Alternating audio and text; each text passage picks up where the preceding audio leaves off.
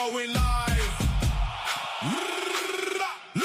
Lights up, Sunday night, IBB10, we're going live. Sussex football, front and centre, every club, every rumour, every contender. Took out diaries, asking questions, Billy Wood with the big selections. Lee Penn's here, wide awake, but by 10 o'clock, that's up for debate. Goalie Mont, check the mic, is he on mute again tonight? Facts and rumours, football news, we say it first and clubs press post too. Chairman ringing, phones go mad, managers asking, where'd you hear that lads? Transfers moving, whispers grow, IBB10 already know. IBB10, let's go, let's go. Sunday night, it's time for the show. IBB10, live and loud, facts and rumours move the crowd. IBB10, everyone knows where football news first flows. Powered by Dugout AI, whistle blows, we're going live. From the touchline to the changing room, every result, every rising move. Who signed who, who's on their way, who's got something big to say. Before the graphic, before the tweet, before the club makes it complete, we reveal the news, we set the pace. Sussex football knows the place. IBB10, let's go, let's go. Sunday night, it's time for the show. IBB10, live and loud, facts and rumours move the crowd. IBB10, everyone knows where the football news first flows. Powered by Dugout AI, welcome in, we're going live.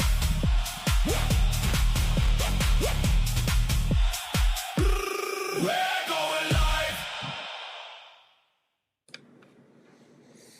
Good evening. I hope you enjoyed the little intro song that we always provide with you, because it's always a banger. But we are back, full house tonight. The man, the myth, the legend himself, Dugout Diaries, is back tonight. Gentlemen, we have got a lot to talk about. We are going back to our roots, to what made us the award-winning show that we are. So, as we tweeted today, people, be prepared. Feelings may get hurt, but that's just what we do on this show. Billy, how are you, mate? And how was your weekend? Yeah, all right. Busy. 1, 2, 3. Watched 4 games. Watched 4 games. Played 1 game. My agent has just contacted me literally just now. I don't know if anyone's seen my Twitter lately, but Elliot here from Playful. He's just contacted me. He's just contacted my agent. So yeah, I've let's go for the weekend very quickly. So Friday night went to Eastbourne United, Vardinians. Very impressed with Vardinians. Very, very impressed with them. Saturday, Hastings United at home. 3 points on the board against the favourites to win the league. Everyone's favourites to win them. Croydon Athletic beat them 2-1. Nice. Then I went off to Chatham to watch Essie Dons versus Little Common, which I know people will look at the result and go 4-0 and go, oh, easy.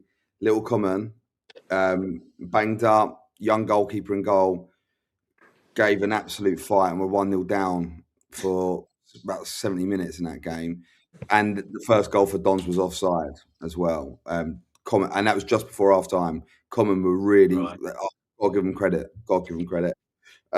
This morning, after my agent said, look, there's 2 clubs interested in you. There's 2 clubs. All right, we get you a pro move to Australia. There's 2 clubs. I've got 2 clubs on the hook. On the hook, right? I'm thinking, fuck. I've a little run out for the vets about 6 weeks ago. I think 8 weeks ago. I think it was, right.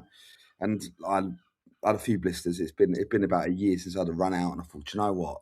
If I've got 2 clubs looking at me after that one run out 8 weeks ago, I'm gonna have to have another run out. So I had a run out this morning. I played for Sedlescombe Vets this morning.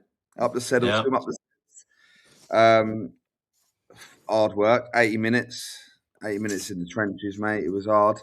But then I then went and watched our new manager, Lauren Sharp. I don't know about that. We'll see. What to play? That's what we're on about. And then I went to watch Sharpie today. The Hastings women quickly before we get into everyone else, Lee. But It's been a big summer for Lauren in the sense that she's gone in there. 14 players departed the football club in the summer. Some to go play higher, some to play lower. Make of that what you will.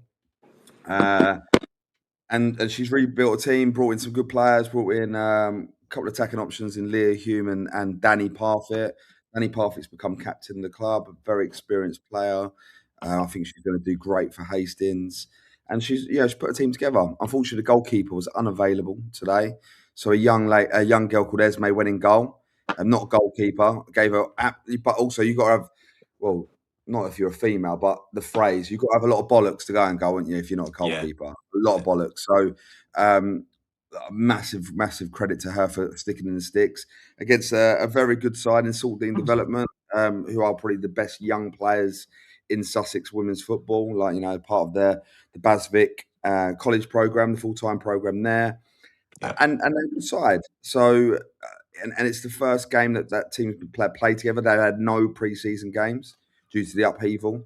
So, onwards, upwards, and I'm really excited for them and excited for what they can do. But what I do need, if anyone knows any good sports masseuses, because my legs are in bits and it's going to be even worse tomorrow. I've already got a blister on my big toe. Oh dear. Monty, we're going to come to you in a minute because you've had quite an interesting day. Mike, how was your weekend, mate? Yeah, really good, thanks.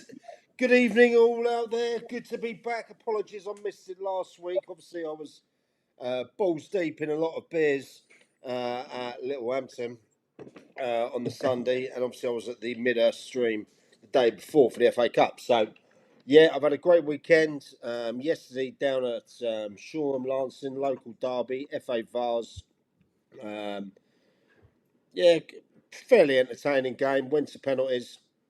And that good to see a few faces about that were there yesterday. And today, I was going to come and watch Hero Mont play at Rothery, but I was too busy getting the dugout news, which had a spectacular opening weekend last weekend with over 700 downloads, which is incredible.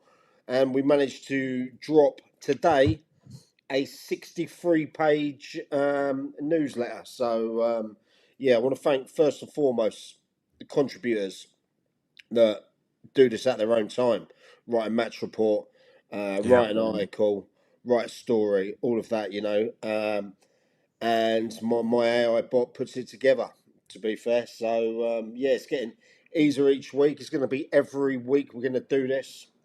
I know Billy is always concerned about my workload and spreading myself a bit too thin. Always. It's worse than me, and I've got an issue with it. So, but I'm going to keep doing it.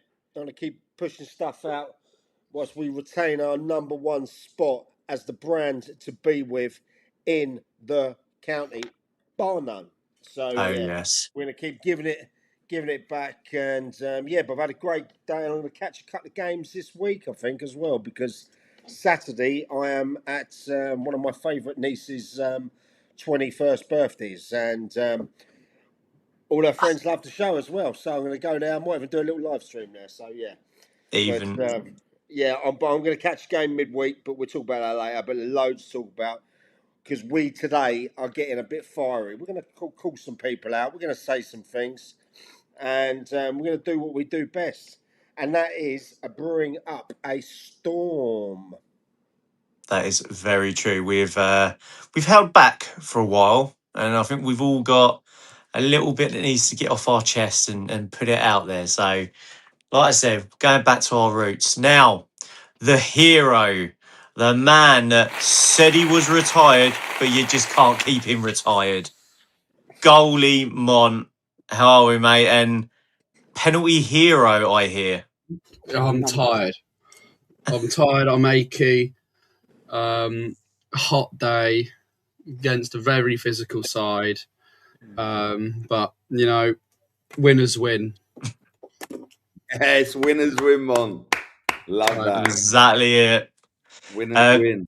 So, Mont, how was the game? It was Holland and Blair, was it you played today? Holland and Blair, they're based around Gillingham in the Vars. It was an interesting game. We weren't at the level that we demand of ourselves. But it's always going to be hard against a team like Holland and Blair. They make it difficult for anyone with the physicality that they have in the team. We went 1-0 down early. Again, didn't really get into our rhythm, and then about 5 minutes before half time, we scored 2 goals in the space of about 3 minutes to go 2-1 up just before the break. Second half, again, we really struggled to get into our rhythm. They got a goal which I think is a foul, so shouldn't stand. But anyway, goes to penalties, and the thing I found funniest was their striker, their number 9, who'd been giving it all the talk during the game, didn't even have the bottle to step up and take a penalty. But the striker didn't even have the balls to take a penalty. I mean, I hope you put it on him, Mon. How can you be a striker and not fucking take a penalty? Get his name, put it on here, get it in. So I mean, let's have a go at him. But saved the first penalty in the shootout, and all of our lads scored theirs. So look at that. Amazing. Through to the next round. Well done, Roffy. Right, Mike, where are we starting this week?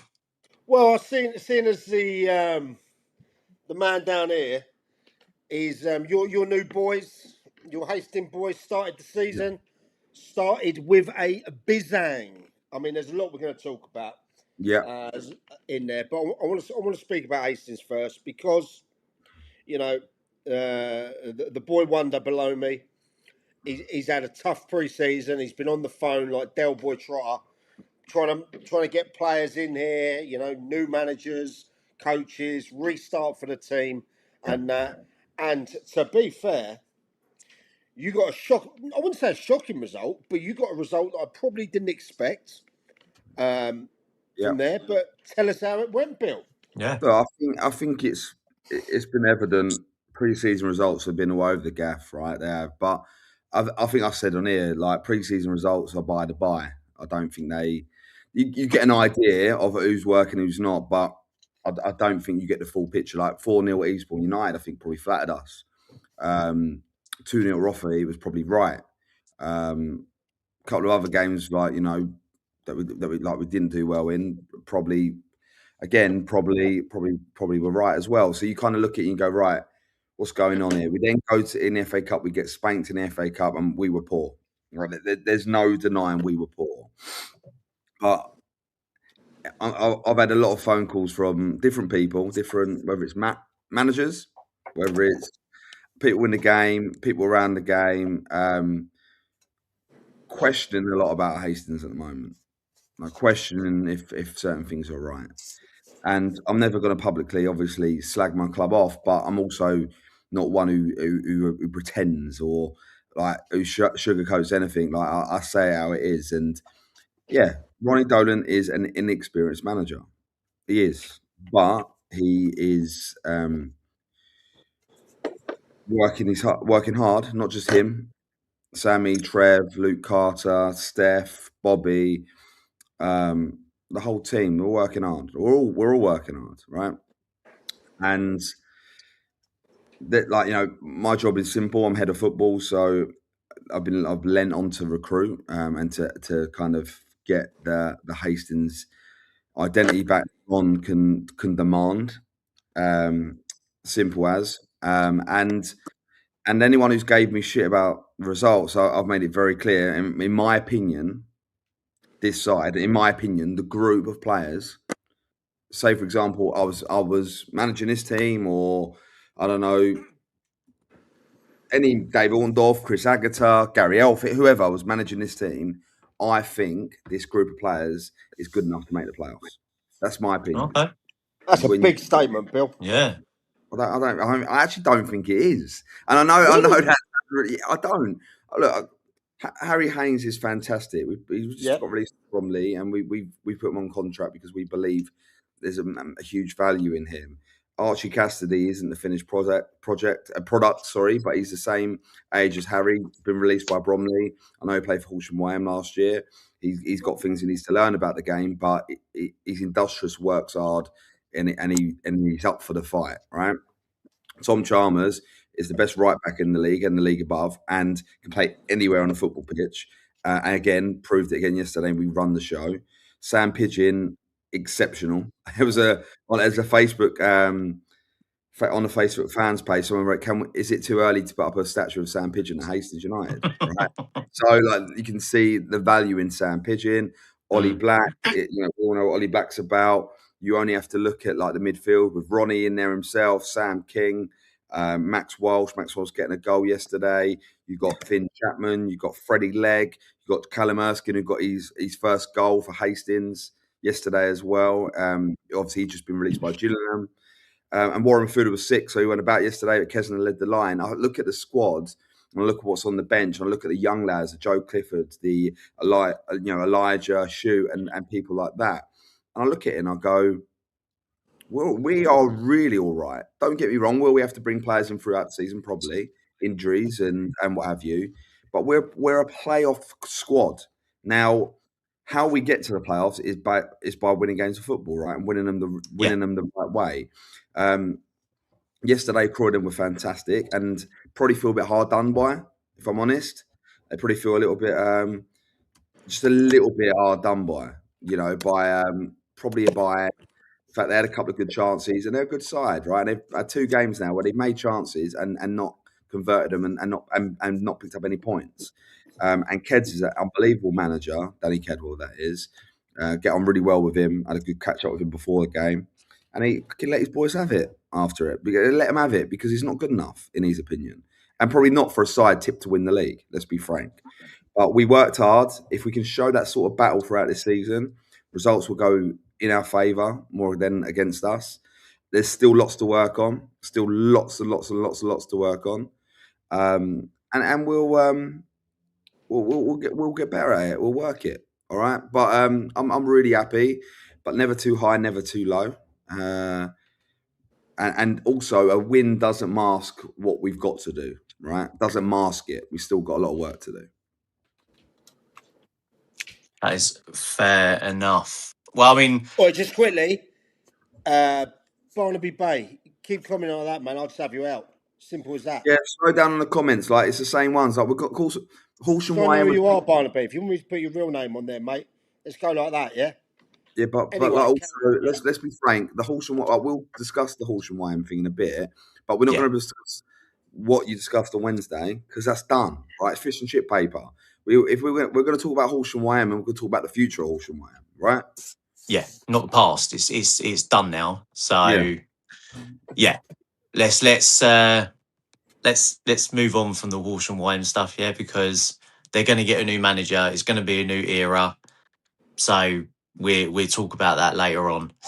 Well, Bill, what I can say is, mate, I hope Hastings this season do really well, and fingers crossed, mate, they do get the playoffs because, like you said, Hastings are a big team. They shouldn't be finishing bottom half football. They should be. No, but you've got to understand on that, Lee.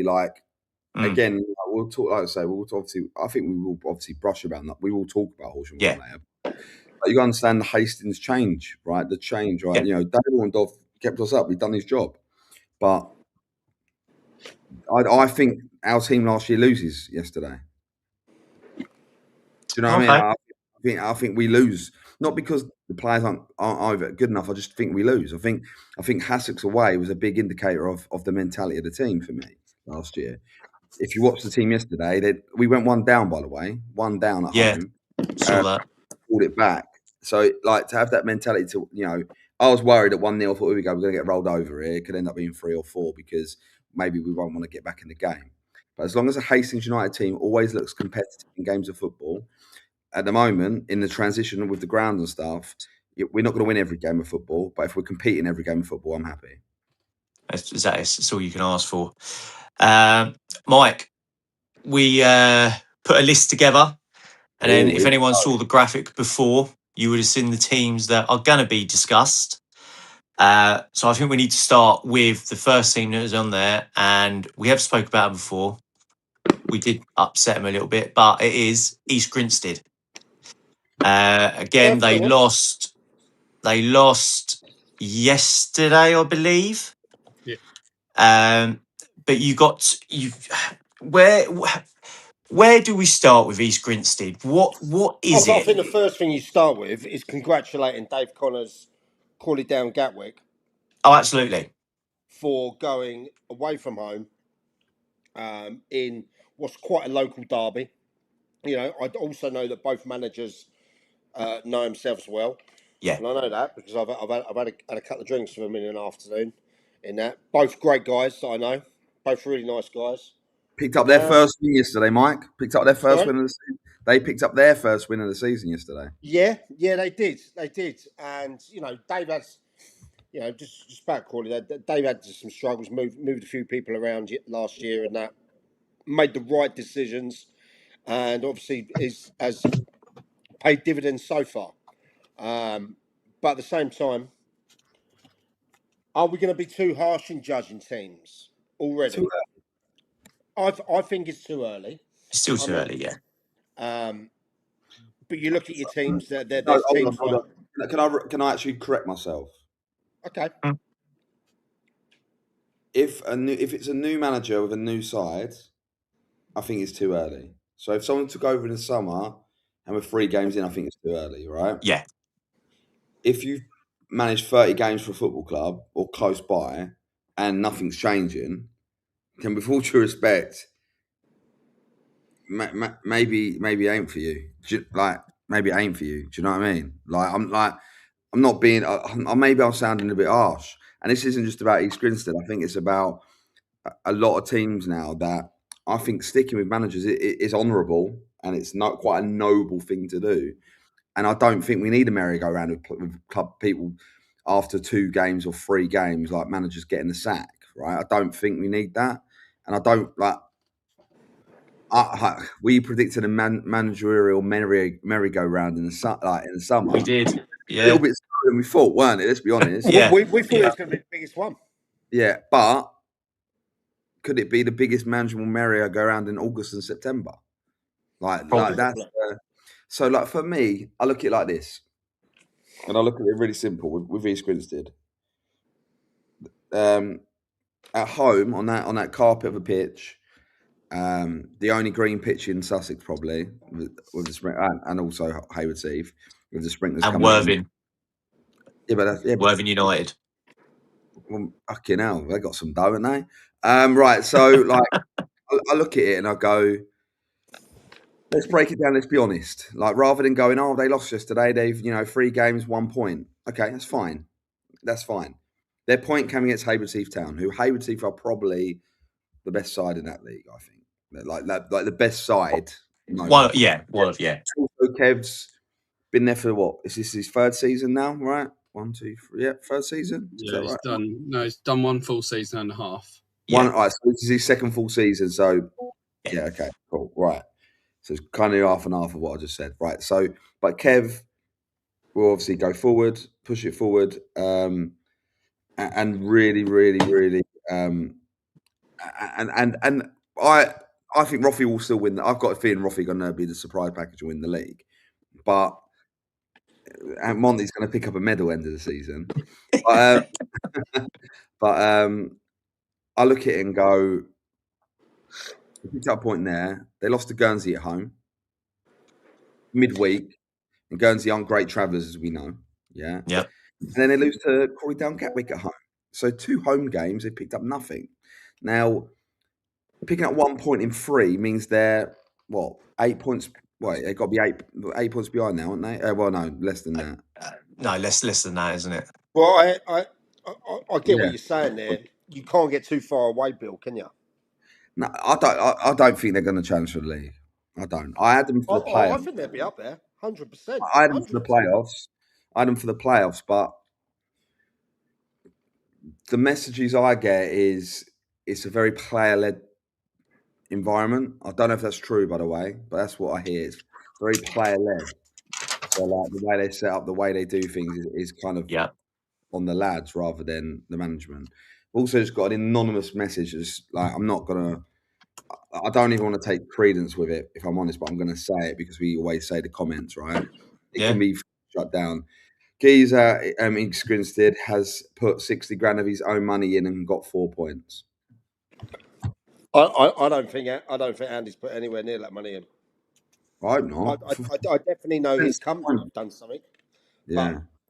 But look at the start they've had. Yeah, I think this. You've got Hayward's Heath. Two home games, Mike. Yeah, fair one. He I beat expect Bexhill 3-0, didn't they? In the FA, was it FA Cup? Was it FA Cup? FA Wasn't it? Cup was the first cup that was played. Yeah. Yeah. So look, they've won. They have won a game. Like, let's not pretend they've not won a game. But is that good enough? Do they pick up left? But with all due respect, their next 3 league games, if you ignore Cup, are Wick at home, Hassocks at home, Forest Row at home. So could they win 2 out of 3 of those and maybe draw against Hassocks and pick up 7 points? They picked up 8 in 6. Is that You good would enough? you would expect them to pick up at least 2 wins out of those 3 games. I'm sorry if they don't, then then Andy's got to consider if he's right. I know it's early, but if he doesn't beat Wick and he doesn't beat Forest Row, he's like Hassocks. I think will probably go there and win. What will happen is they probably lose against Wick, beat Hassocks, lose against bloody Forest Row. But like, they have to win those games, and if they don't win, you've got to really consider this right. No, I agree. I thought one of their super fans, guy called Chris Shutter, Yeah, does really well on the TikTok. Number one East Grinstead fan, went out to Guernsey and that. I think he summed it up really, really well. And by the way, he wrote a great little passage in the Dugout News to Chris for his first time ever. I think he summed it up well. If you've got to start getting these points on the board, because suddenly you become a bit adrift, and it's a lot easier. It's a lot easier to be up the top than it is chasing, unless you know it's stemming. And we all know that. I just feel it like this. I was like, you can't. I don't think the team that wins this league is going to drop any points. I know it sounds really bad to say. Like, I think whether it was Hayward's Heath, Roffey, Midhurst, whoever it's going to be, right? I think they're only probably going to lose maybe throughout the whole season, maybe 3 or 4 games. It's fair. Teams, we all know teams have done it. Just look at last season. It's a bold Stenning only statement. lost 3 games last year. Yeah. So like I said, it Was can. that true? How many lost? 3, yeah. It can. And I think 2 of them were like near the beginning of the season as well, weren't they? Yeah. Or some of them, yeah. So we know it can be done. So my thing is with regards to East Grinstead, don't get caught too behind. Because look, if you look at pound for pound on paper, that's a good side. I think it's a really good side. It is, but I don't know. You have to be honest and look at it a little bit with regards to. I don't know. I think you've got to have a plan. I'll be intrigued about what their plan is. Like, I don't know. Again, I'm speculating, so I don't want to hit too hard because look, we were harsh on them last season, and I think we were rightly harsh on them last season because they were paying some ridiculous dough out to some players last year, and they didn't. And the results, and it wasn't working. Didn't even touch a point, right? So I don't know. You have to look at it. How many games has Andy managed now for them? He came in quite early, right? It's got to be 30 games in. What's the stats, Mont? Have you got them? I'll have a look. Once you get the stats, let me just address a little message I've had come in. Yep. Go on. I've had it coming from Crawley Down. Cool. Dave as well. And he said maybe you can give Crawley Down a little bit more respect based upon the status in the league. And what Martin Benatar and what he's done. I agree with that, Dave. He's not wrong. You know? He's not wrong, but he's not wrong at all. And like I sent a player on loan there for a reason because they're a good setup, right? With Delwyn's gone there on loan for a month, and I think people should give him a bit more respect. But East Grinstead should be looking to try and win that game, especially if you look at if we're honest and we look at Crawley's like, that was their first win of the season. Again, sometimes it takes a while to kick on. But they lost to Roffey, didn't they? They drew with New Haven. And they lost to Shearwell. Two good teams. Yeah. And they were close games. So they've got to be in there and around it. They've got to be in there and around it. I don't think they're going to have enough for playoffs, right? I just don't. but I think they're going to be here, there, and around it. It's fair. It's fair. Right. What's the high percentage? I don't. What did I say? Ryan. What was it? What was the stats for East Grinstead, Mont? Well, they took over on the 22nd of October last year, so that's 9 a full season. Yeah. I just need to get how many games have they played by then? They'd have played probably over 30 they'd have done. Well, how many wins? One? Bexhill. Yeah. That's it. They didn't win a game last year. They didn't win a game, did they, last year? No, because their only win last year was at Hassocks, and that was before they came in. Right. Okay. So that's one win since they've been in charge of East Grinstead. It's a long time. It's a long time, and it's not a good look, is it? Really? I would put money on them winning on Tuesday night. Well, against Wick? Yeah. Wick have been resurgent, mate. I know, and they'll grind. They'll grind. Look, again, we will be underdogs, of course, and nobody expects them to win it. But then again, nobody expects Wick to beat Midhurst. Well, Midhurst were down to 10, though, weren't they? They were in the first half, yeah. Yeah, so it's always tough with 10 men. As I found out when we were running you ragged against Arundel and Leon Turner got sent off. I absolutely completely changed. Out-coached you, out-master planned you, out-bantered you, out-slapped you, and then we became friends. Was that where Tejan scored that wonder goal? Mate, I've never seen a goal like that, and I'll never see a goal like that in my life. We saw him last Sunday. The best goal ever. Yeah, he spoke about that. He said it's the best goal he's ever scored. Oh, without a doubt. I've never seen a rocket line hit the fucking bar and go in. Like, not dip. Rocket shit. But going back to what we're talking about there, lads. Yeah. I think it's way too early to be criticising teams in there. I know we're supposed to be having an open discussion about this. Okay, if the same scenario is in a couple of weeks' time when they've had 3 or 4 more games, then there's cause for concern. But at the same time, there's a few teams in that league that have gone undefeated already. Yeah. Yeah. You look at my nemesis, Guernsey. They've had a fantastic start, and apparently they've been playing fantastic football as well. They're supposed to not travel well. They're travelling fucking well as it is at the moment. So I think we can chew on a bit of the fat, but at the same time, if they do start getting the results, we need to take it on the chin and say, actually, we were wrong. Exactly, and we'll hold our hands up, and we will say we were wrong. Because it's like we say, so it's only our opinions. If you correct us or you put us right, then I've also said that I still believe they're going to make the playoffs. So I do as well. I absolutely think they will make the playoffs. So do I think will Roffey. So do I think will Midhurst. Hayward Eve, I think, will win it. And then Hassocks, Eastbourne. I predicted Guernsey outside there. So I'm waiting for that dartboard with my face on it to be there. We talk about early on, in this league, Bexhill are 2-2. Exactly. Yeah.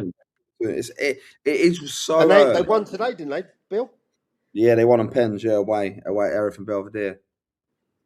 That's a good result.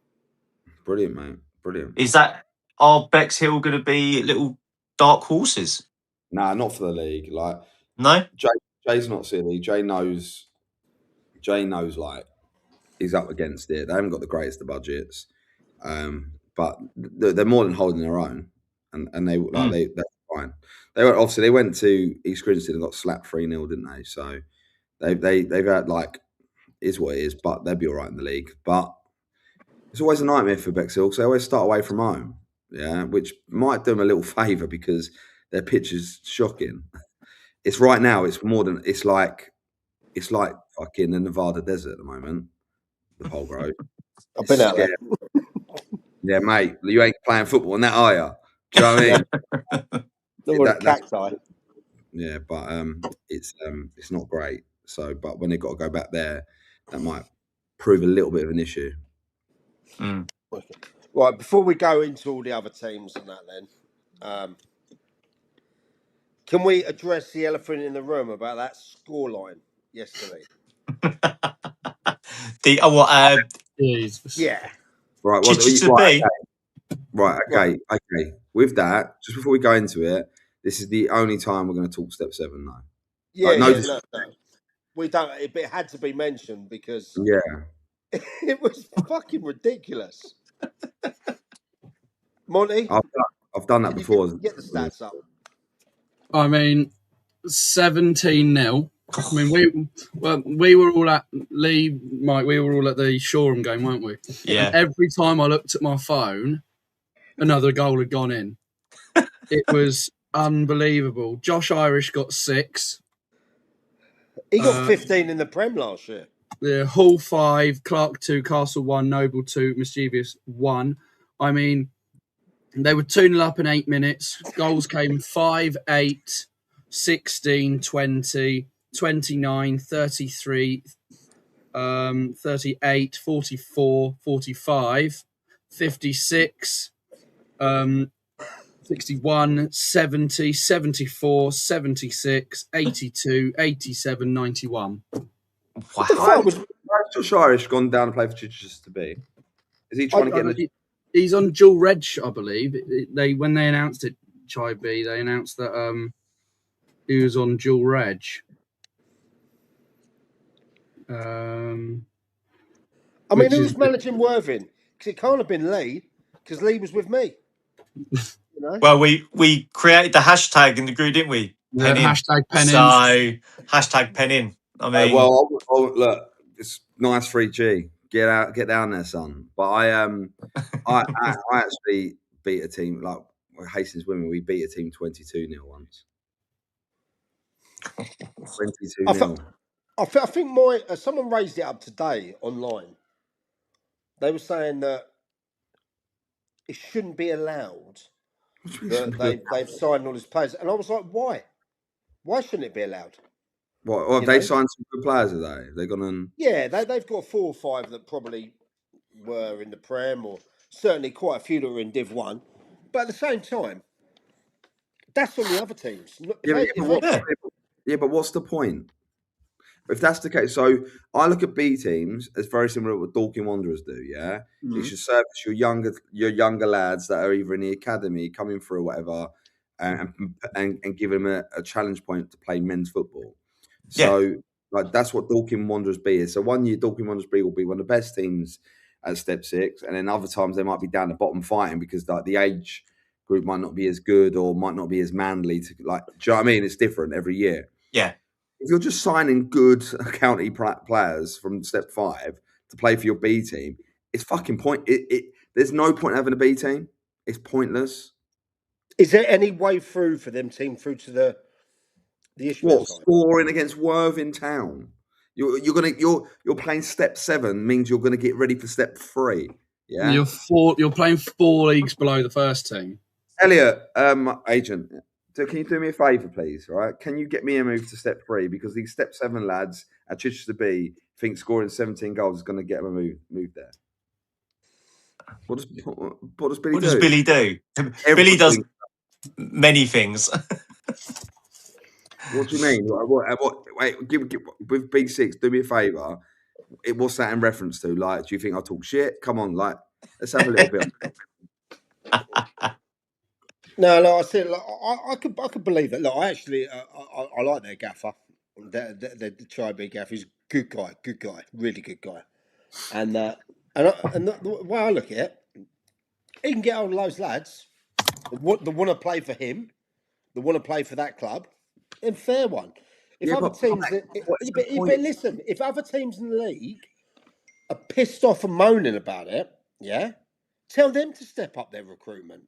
Do you know what I mean? It is step 7. The problem is but for a B team, you're capped at step 6, so they can't go any higher. So Can't go any higher. they get promoted into step 6, and they can win the league 15 years in a row, but they still can't get promoted because they're a B team. Yeah. There's no point. So they can't play. They can't play in the FA Cup. They can't play in the Vars because they're a B team. So my thing with that is, it's like,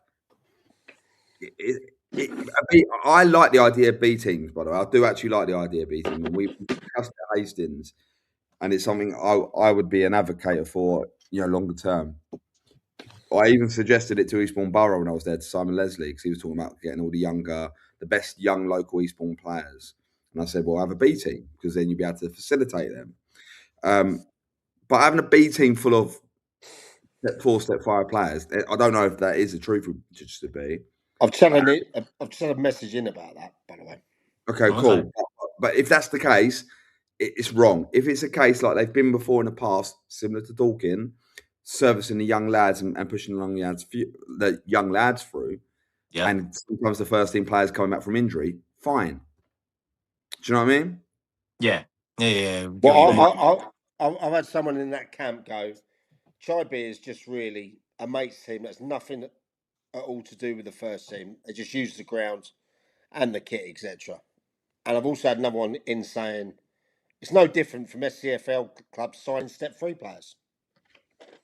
No, but look, it's right. Okay, it's irrelevant. Just call yourself be something else. So just, if you're not part of, we're not part of the first team. We're not part of the setup. Fine, call yourself Chichester United and climb yourself up and ground share. Pay Chichester City money to ground share and get yourself up the leagues. Then, otherwise, I think being called a B side, I don't know. I just think it's like, I don't think it's actually a good look for Chichester City. Like, not saying about the players, but if there's no correlation, then it is shit. Do you know what I mean? There's got to be some sort of pathway. Yeah, completely agree with that, mate. Well, I definitely know the Chaibi gave a lot of banter out yesterday to everyone that was watching the scores come through. And to be fair, they want to go and walk that league and go and do it, then fair play to them. If there's an end game to it, which is debatable. Well, the end game is step 6. That's the end game. It's the only end game. Yeah, and you can't then if they're affiliated to Chichester City, they can't change and beat Chichester United for and keep step 6 thing. They would have to restart back at step 8 or step 7 or whatever it is. Start again. Similar to like EMC Academy are doing at the moment in the Mid Sussex Prem. So they're starting there to work their way out. But yeah, B6 Master Game said like football world, like a manager, owner, coach, everything, son. I've done it all. Not always great, but I've done it all. but anyway, regarding Chisby, good luck to the lads. I mean, obviously Josh Yaris, great player.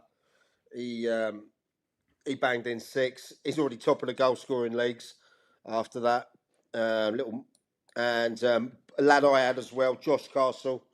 He was with me. Wonderful lad. Really, really great lad. Great trainer. Didn't really get the rub of the green at Arundel, to be fair, when I was there, but wonderful. What's Jimmy said? Jimmy will talk about you, mate, because you're on that list of favourites for that YM job that we're going to have a talk about a bit later. There's a lot of people on that list as favourites, even you and me, Mike. The only way B teams work is the old model when you had a load of B teams like the old Suburban League, when you played decent teams and they had first team players regularly come back for it. I understand that. That's a very, very valid point. I don't disagree. Very valid point there. Mike, who's next on our list tonight, mate? Well, just quickly, does anyone see about that goose on the pitch? Oh, what, Burgess Hill? Yeah. Stopped the game the other night. Yeah. I thought that was fucking brilliant. To be fair there. Monty, what have you got? What have you got for us? I wasn't expecting this. Jesus, I'm normally on mute. We didn't go into detail about the Shoreham game, did we? We were all there, so. Oh, go on. Yeah, look. First, you know, I don't want to batter on too much about those two teams because, to be fair, we all know them very well. Yeah. We all know. They both need God, mate. They both need God. But at the same time, I think it gets a bit boring talking about them sometimes. No, but you lot are at the game, so I watched. Yeah. So Okay, we're at the game. Look, I'm going to call you all out. I'm going to call you all out. Actually, I'm going to call you all out. Okay. So I'm going to call you out because I watched Lee's highlights. Mm. You lot told me Lancing went in the game. Who do you reckon played better? Lancing dominated the first half. They had more chances based on Really? what he put up. Yeah, and then Shoreham came into its second half, but and also I spoke to Dow, and he just like, look, anyone who don't think that we were the worthy winners don't know football. So Dow didn't actually say those words. He just said they were the worthy winners. I added a don't know football bit in. Shoreham had the better chances in the second half after they went ahead. They created lots of good moves, but like I said in the group chat, they just didn't have that final product. They'd get into a good move and then they'd just need a slick pass through to their striker, but they wouldn't do it. And we'll also say, whichever Lancers player came out and went, they should have won that game 10-0. Maybe you should have started scoring more, son. He said. Then you would, wouldn't you? Two goals. He said 2 goals. 2 goals disallowed. Hit the bar. Hit the woodwork 4 times. Yeah, that's not the back of the net, though, is it? I mean, if he's the striker he's meant to be, the 2 goals ruled out, for a foul and offside. Yeah. And I just said, still not good enough. And I messaged Dow. Got a little word from Dow just because he can't make it tonight, sadly. And he just said, we battered them. Just weren't clinical in front of goal. They were better in the second half, but we deserved to go through. Thing is, though, Lancing technically. It's the funny part. Opportunity to practice pens at the end, though. That's a positive after missing 3 already. All I'll say is, to be fair, Scotty Packer, after missing a shitter of a one in the game last week, he actually took an absolutely pearl of a penalty, and on the stream I did. So yeah, look, I'll be honest. I don't think either team battered each other. You know, I really like Dale. I don't think. You both said you all said it was a poor game, though. It wasn't a good game. It was drab. I'll be honest. I counted once that teams put together more than 5 passes. Yeah. It's no good. There was a reason I was checking my phone for the Worthing Town score so much. It was a poor game. Yeah, it really was. But one positive you can say, there was a lot of people attending there. There's over 250 in the thing. I'm telling you, Shoreham has the potential to be a huge club. Of course they do. I agree. I absolutely agree. With the right model or the right players, the right everything together. But that's up to them, isn't it? Let's move on. Yeah. Let's have a quick break a second. Whilst we're definitely moving into where we're going. All right.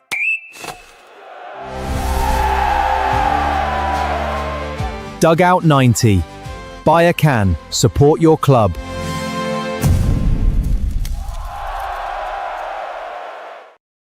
Dugout 90 drops this week, ladies and gentlemen. Look at all the clubs down there, and there's some more to add. They're going to be stocking it. Thank you for supporting it. You're going to buy it in at £14 a case. That is 24 cans of 330ml. Bang, bang, bang. We're going to make no profit on it. It's a marketing tool for us. You go there and sell it for what you want. You make the money. And if you don't support us, that's up to you, innit? Don't expect me or the boys to be coming down there at all. That's how it is. Exactly that. I'll be honest. We all collectively, not just on this show and the other show, we collectively give a lot out to non-league clubs. Let's be honest. We've given over £8 grand out to clubs pre-season, right? Yep. So if if you can't support us by buying one case of this at 14 quid every like couple of months, you know what I mean? Fuck Then it. your team's I can't. blacklisted. I can't be fucked with you. You know, that's just me saying it how it is. Oh, just before we move on, I just want to say, Mike, just quickly about the. I know we don't talk about the SNLF. You have got a live show coming up, haven't you? Yes, we have got a live show coming up. We've got a live show coming up down at Bacchus Bar. It's the famous bar in Lancing where they got the old, the Steiners, the two pinters, and that. What, Rick and Scott? Yeah, that's Frankensteiners. Yeah, that's it. But yeah, we've got a live show down there, 23rd of September. Earlier time though, because of the licensing laws, and that is at 7 till 9 in there. We're gonna have we've got a couple of special guests coming down for that one as well. And listen, right, it's free entry, free admission. You got to get a ticket, but it's free entry, and it's going to be donated to a local children's charity where they're working on something for a little youngster. Okay, so we're not taking no money in again, and that. God, it's like we're giving away all the time, isn't it? Do you know what I mean? I know. But yeah, so that'll be the 23rd of September down at Bacchus Bar. So yeah, but Monty, I know who we were going to talk about next. A resurgence team in there, a team that are currently playing at AFC Whiteleaf, the Lingers, Lingfield. Not the Lingers. Up the Lingers. Chairman, Big Rich, big supporter of the brand, great guy. Helped us out a lot. Yeah. And his gaffer Charlie finding his feet. Big win over the last couple of days in there. Monty, how'd it go? Yeah, I mean, hat trick for Quezzy down there at Lingfield yesterday. So good for him. But they're the league entertainers so far. I mean, 18 goals across their 3 league games. Wow. That's 8 scored, 10 conceded. He got 4, didn't he, the boy? The boy got 4, didn't he, and Tim? He did, yeah. 4 minutes, 12, 47, 62. And I mean, the issue for them is they're still conceding goals. They conceded 3 yesterday, 5 in the week in the FA Cup replay. Yeah. They conceded 2 at Forest Row and 5 at Hassocks. So in your 5 games so far, you've conceded 16 goals. Mm-hmm. However, on the flip side, they've scored 8 goals in 2. Exactly. So, I mean, store them up at the back because they're coming from the front. Yeah. It's like the Guernsey method of last season. We'll just try and outscore you. Well, I tell you what, right? I had maybe 7 or 8 different people from different clubs say, "Do you know about this boy and Tim? Do you know about him?" And I said, "No, I don't. I don't. You know, a lot of those lads have been sourced, say, from probably the South London way. Would you say, Bill? Around there, in there. I know. I know that Lingfield's sporting director, Max, he's got some good links down there, and at pro clubs as well, which is a fact. And he's found this lad, and like I said, everyone was bumming through my phone this morning, saying, "Do you know him? Where's he get him? Can he be approached? Can he be taken?" I said, "It's nothing to do with me. But have a look." But he scored 4 in there, and apparently he was unplayable yesterday. So say he scored 4 yesterday. Say the next 3-4 months he's having blistering game after game. How long do you think it is till other clubs start looking and look to make approaches for him? Well, I think it's a compliment first and foremost. First and foremost, anyone can have a worldy game. Yeah. Oh yeah, absolutely. How you can do it consistently, week after week, or at least over a month's course, and then you kick on again. Okay. But to be fair, the boys done that. I spoke to a couple of people in the Billingshurst camp, and they just said he was fantastic. He really is.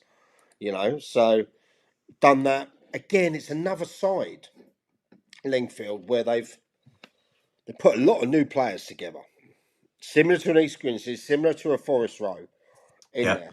there. How long does it take before they gel and get going? Because if you look at the Forest Row thing, I think they conceded in the last minute for them to equalise. Yeah. So they could already be, on 7 points already, and think how slow they started last year. They were well out of the race, weren't they? Yeah. Yeah. Literally, they got down to the point where they were looking at survival. I know behind the scenes, they're not just trying to build a new team; they're trying to build a club, a foundation, something more for the community. I think Rich himself has only been in there for what, a couple of years now, and it's gone from let's say a village club in there, and he's trying to do great things. So I was delighted to see the boy get off the mark there as well. And also, do you think I think Donker got one as well, didn't he? But do you think with Lingfield, with the situation at the Whiteleaf's ground, with Whiteleaf not playing there anymore, could you see Lingfield become a club based in Whiteleaf? I don't want to say too much. I don't think that's the long-term plan. Okay. I do really think that, I don't want to speak out of turn because there's a lot of stuff going on, but I do think that Rich won't leave Lingfield, if you know what I mean. Well, we know what Rich wants to do when we had Rich on here before, and like he said, he wants to take Lingfield back home. Yeah. So we know that's his long term plan. It's taking a bit longer than I expected. Yeah. Shout out Luke, great ref. Love Luke. I'll see him on. I'm going to see him on Thursday anyway. Where you seeing him? What's happening Thursday? Hastings United are playing Lingfield in the FA Youth Cup at the Pilot Field. Oh, okay. Thursday night, yeah. Okay. Yeah, look, I think there's a change of form. I've actually predicted them to do quite well this year. I think the best they've ever finished is what? Maybe 8th in around at this step. So I've predicted they'll go close to that. Can you predict them for playoffs? Am I imagining that? Just outside, I think. I think I'm doing about 7th or 8th. I think. Got to bear in mind as well, they lost a key player in Wilf. Their captain at the time didn't work out for whatever reason. He might be back there soon. He's a free. He's looking, isn't he? I don't know. I don't know about that. Maybe not. But maybe not. But yeah, Wilf will find a club, whatever. I'm sure about that. But you are right. That, if they shore up at the back and that, I'm sure they can do well. But Billingshurst, bless them, they've had a hell of a start, haven't they? Yeah, they haven't had the best. They've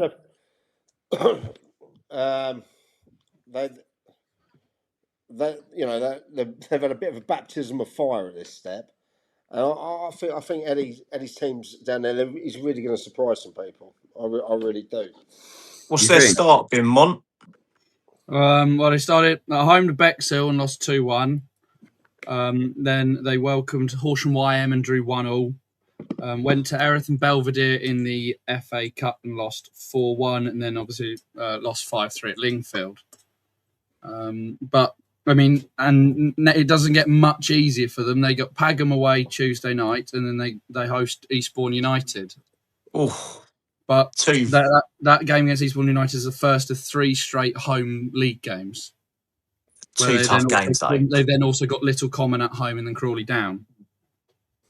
So I think it's a point where you look at games and you go, what games can we get stuff out of? Which games do we target? Which games do we say is going to be a free hit? I mean, you're looking at home to Little Common. They need to be targeting that one as a game to get 3 points, because when you're playing Eastbourne United, Hassocks in and around that time as well, you just realistically you're not likely to pick up many points. Yeah. It's It's not going to be easy for him. definitely going to be tough. But I think we need to address another little elephant in the room. Obviously, the other show that I did had the former YM manager Liam Giles and Harrison Williams on there the week. Did incredible numbers, by the way. Nearly 4,400 watching live, and everyone wants to see a bit of gossip, don't they? Everyone wants to see a bit of bashing. But I want to speak to you guys and say, first and foremost, because I know that one person has been touted for that job that's in this room, and that ain't you and me, Lee. Even I know. First and foremost, I want to talk about where the club can go here. Yeah, go on. I want to then talk about who is in line, because a lot of names have been bounded out. But before we do that, I think, I want to congratulate, in a strange way, even though they lost 5-1. Archie, yeah. Little Arch Kramer. Absolutely. A guy that I actually backed with his Milo under 18s. Yeah. In there. Fantastic young coach, 17 years old. Thrown to the Lions with a team that had maybe one normal first team player. I think one first team player in that squad yesterday. And that one doesn't play overly regularly. Right. Okay. Who's that person? He took that team, Epsom and Newell, to 1-1 at half time. So that lad's got a fantastic future. He really has. Yeah. And I've seen the way he conducts himself. So yeah, that's good. But let's talk about who's in the frame. Because they're mentioning you, Billy. They're mentioning Dean Cox. They're mentioning Deffy. They're mentioning Big Jimmy. There's a lot of people about there. But first and foremost, before we talk about them, what's going to happen in the interim with this club at the moment? Right, can I just mention your interview on Wednesday? Yeah, sure.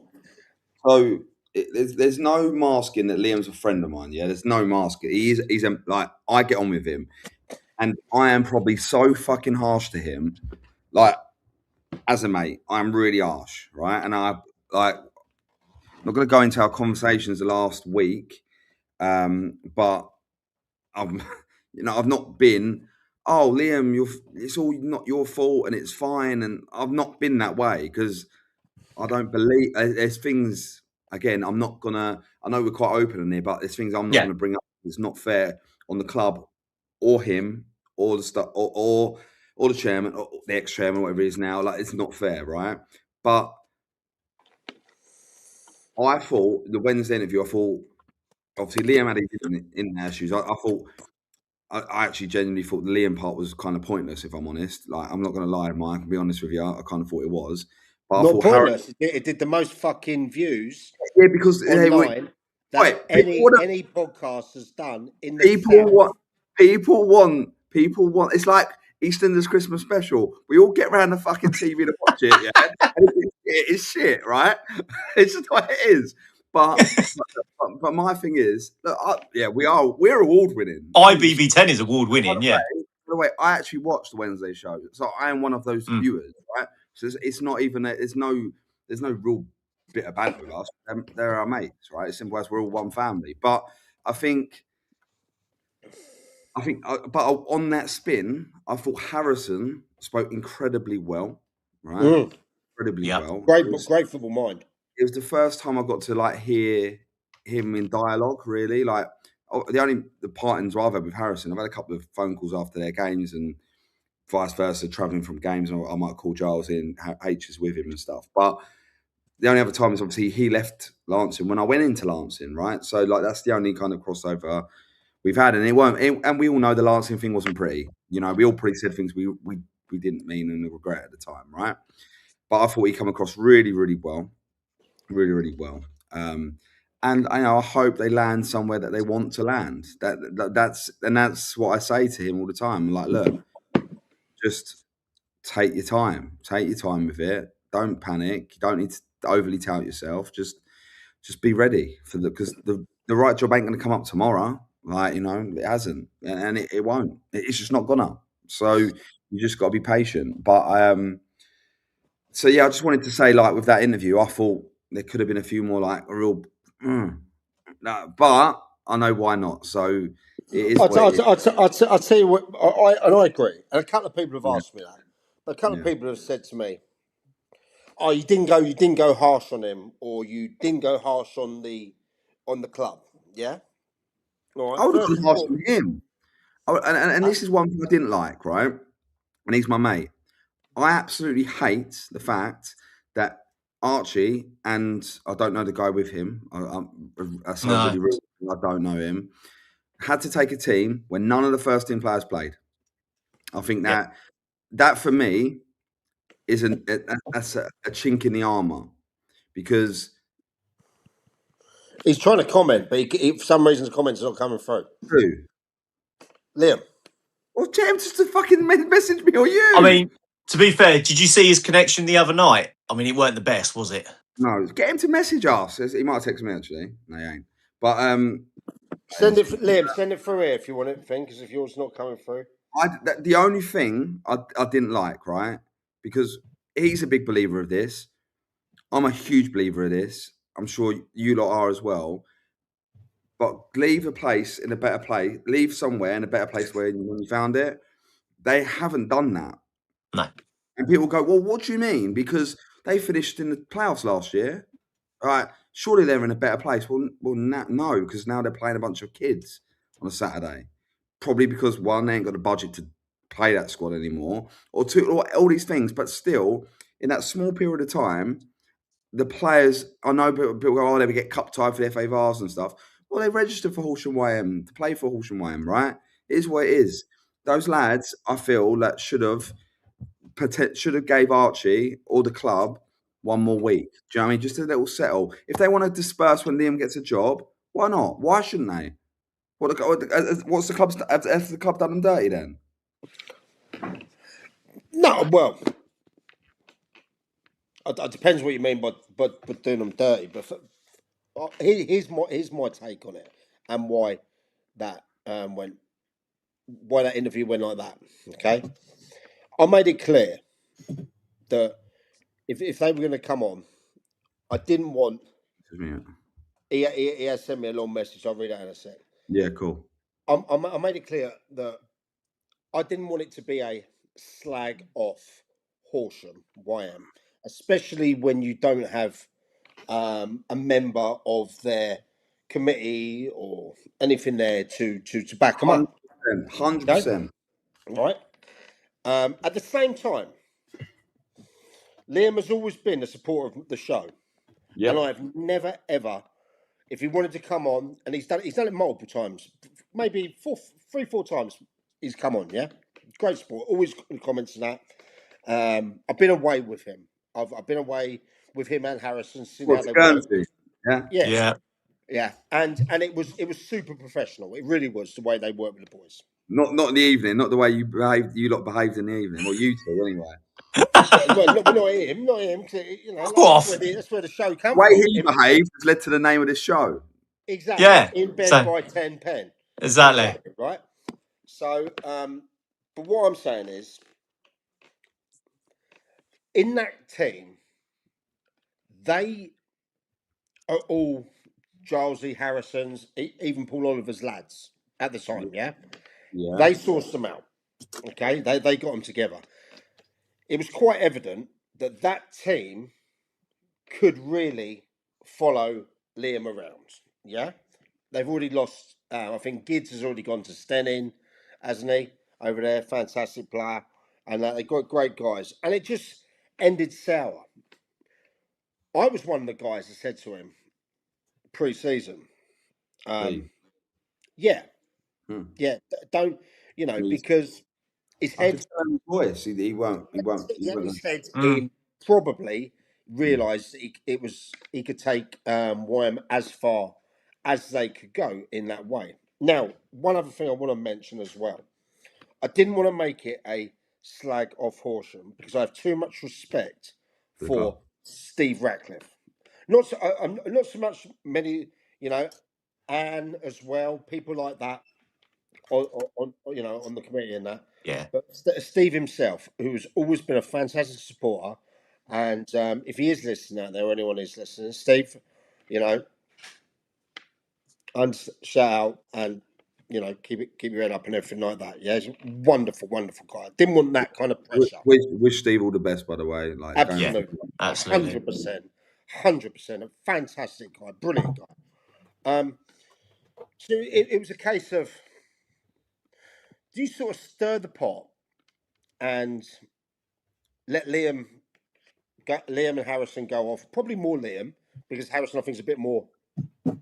Like Harrison seems very controlled, like with his emotions, and I like that. Really like that. And look, Liam didn't come on your pod and like slag Horsham off, but it did say enough that would have maybe got people's backs up a little bit. Do you know what I mean? Yeah. And by the way, Horsham Wyam are well in their rights to feel potentially aggrieved, right? Potentially aggrieved, because it's obvious there's been a massive breakdown in communication, like between all parties.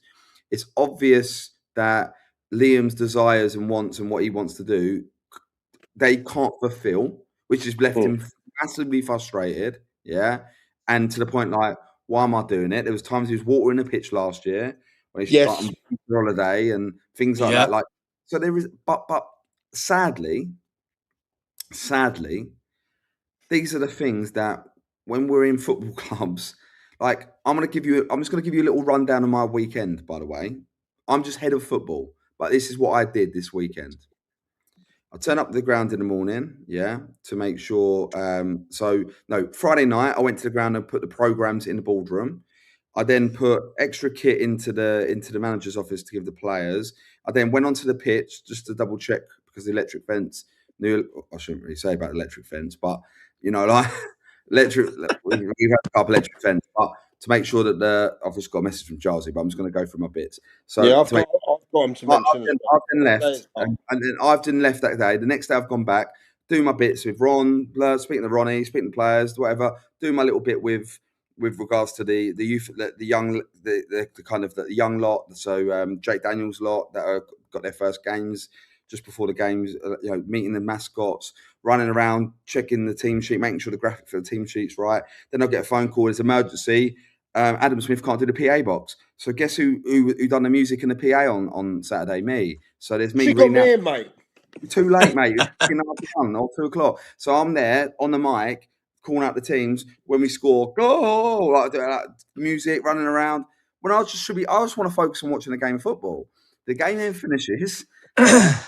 Around there. Then I'm jumping the car to go to watch Little Common versus SE Dons. Not for my pleasure, but we've got a young lad on loan there, and he's been sent out on loan to Little Common in Little Common situation. Having someone from Hastings go and watch him, I think it's a good thing to do. Plus, there's a lot of ex-Hastings players in that team, so I think it's right for me to be around. Then today, I play my game in the morning, my little park football fun. I then go to the ground, fight after the match. The cupboard with the match balls are locked, so I now have to go and get 3 match balls, pump them up. Then I have to check something out. Then I have to go to the bar to sort something out. Then I have to make sure someone's signed on, checked. And I'm doing loads, and I've done the music before that game because I wanted the girls to have the same experience that the boys have. But that is what it's like running a football club or being part of a football club. We have all loads of different hats, right? But the higher you get up as a manager, a lot of those things get done for you. I don't know if they actually get done at step 5. Like, it'd be quite interesting to hear from other managers if they get everything done for them. Now, I'm not saying Liam should have to go and do the pitch. I'm not saying Liam should have to go and clean the kit. I'm not saying Liam should have an argument about the colour of socks. Yeah, but these are all the frustrations that build up to a point. And the point for me is, I think it's just one of those. He looked at it and thought, I don't want to do this anymore. But he knows in his heart he's not a quitter. He's not a loser, right? So he's like, I've got to stick. So it's like, I might be speculating, but I just look at all those things and go, well, it's Go on. You read out Liam's thing so I can see what he's messaged me. Yeah. If we're telling me I'm a wanker, go on. Players didn't want to play due to being cup tied. Okay, I could get that. That's a genuine point I could get. Okay, he didn't stop any of them playing. Unfortunately, they weren't be getting the money agreed either. So would they play? Okay, that's another thing about the money. I don't want to talk about that. No, it's Hey Beth. hello, Beth. Hey, Beth. Where is Beth? Beth at amazing. Roffey. Yeah, Beth's amazing. She's at Roffey, isn't she? Yeah. She used to be at Roffey, didn't she? Okay, so they had from Tuesday to get someone in. Okay. By the way, it's been going on since the end of last season. He had to persuade them to stay in the summer. Okay, so what he's obviously done in there. So you got to understand that there was so much more he could have said to clarify on points, and he's kept quiet on most of the real issues. Example: before the game, the Epsom chairman said they'd made an announcement. Right. Okay. Yeah. This is another thing that. If anyone was at the game on Saturday at that YM game, Wait, let's be very careful with that because I know Liam deleted his tweet. So let's make sure that we got to be careful what we say on that because if it weren't said that way, we don't want to put Liam in hot water over that. There's no point. Yeah. Okay, I'll skip that bit then. Just because he's bigger and better than that. So like, I also made it clear to Liam as well. I said, look, we're obviously expecting a big audience for that show on Wednesday night, which we obviously quite clearly got.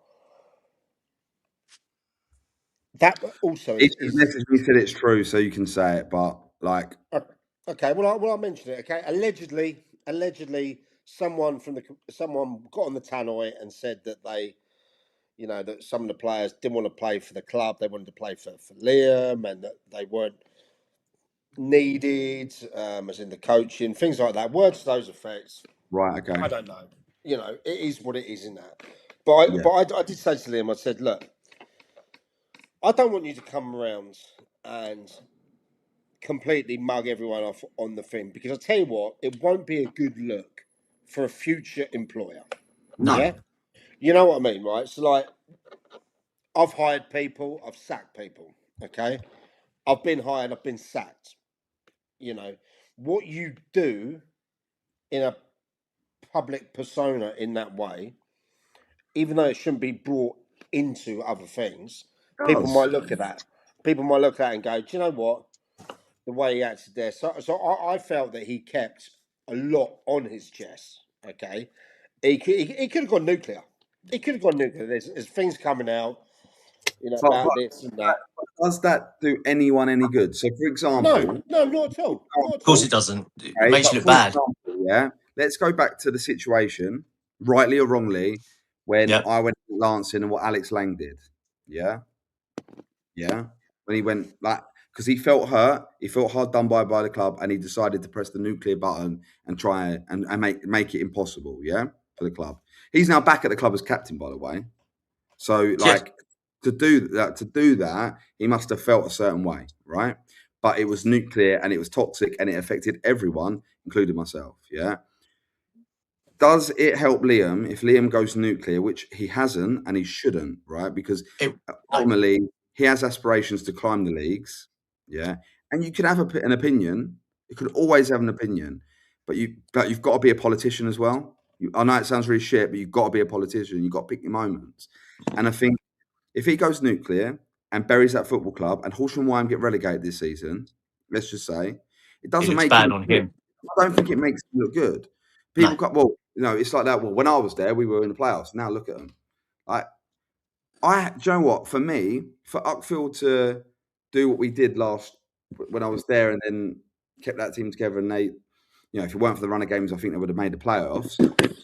For them to then the next year fall off the planet Earth and now they're in mid-Sussex football, and I don't think they started well yesterday either. But for that drop-off, that made me feel good, and I'm sure it will make him. I'm telling you, if Horsham and Wyham end up getting relegated or near the relegation zone, which by the way I don't think they will, I think they'll be fine. Yeah, I don't think he'll feel good about that, and if he starts, I don't know, having a pop at people, make it impossible for players and managers to want to go there, Horsham Wyham suffer.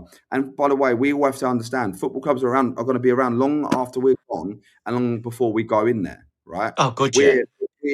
We're decades, a couple of decades in the game.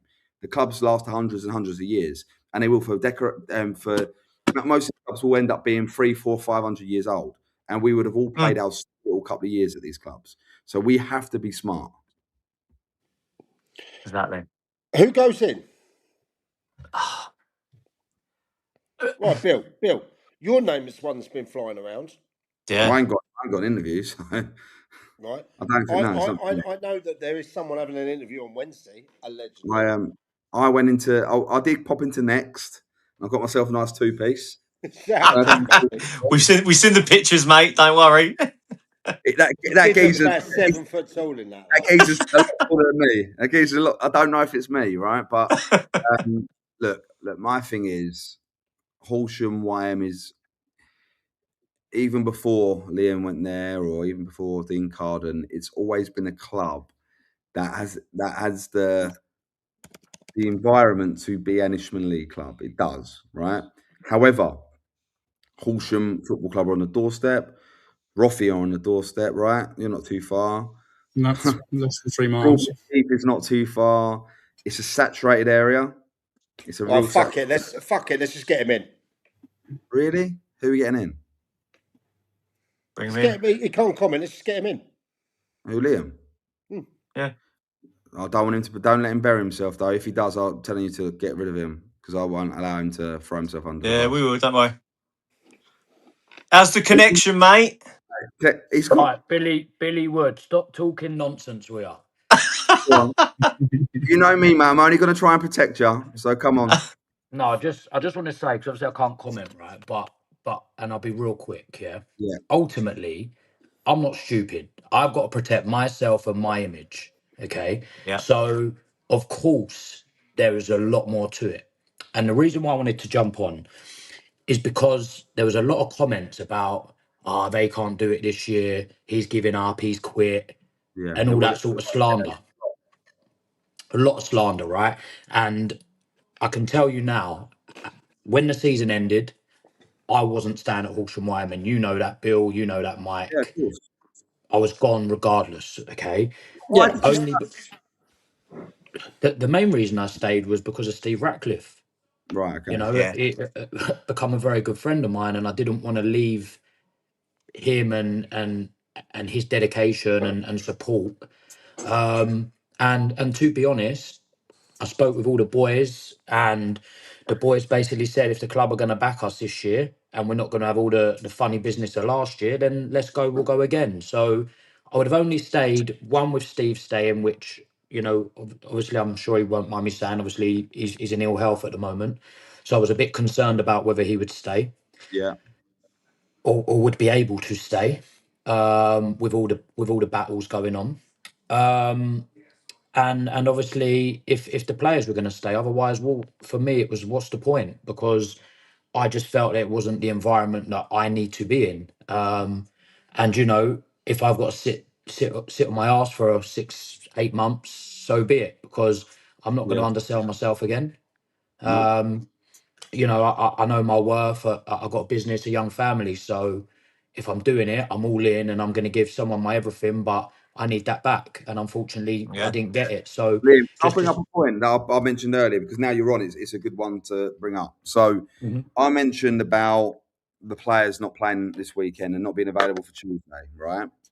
And I said my perspective of that is, I think it's not great. That's what, you know, I've told you this. Yeah. Right. So I don't think that's great. Now, from your perspective, and we're both big believers of always leave somewhere in a better place than you found it, if you can. It's always going to happen like that.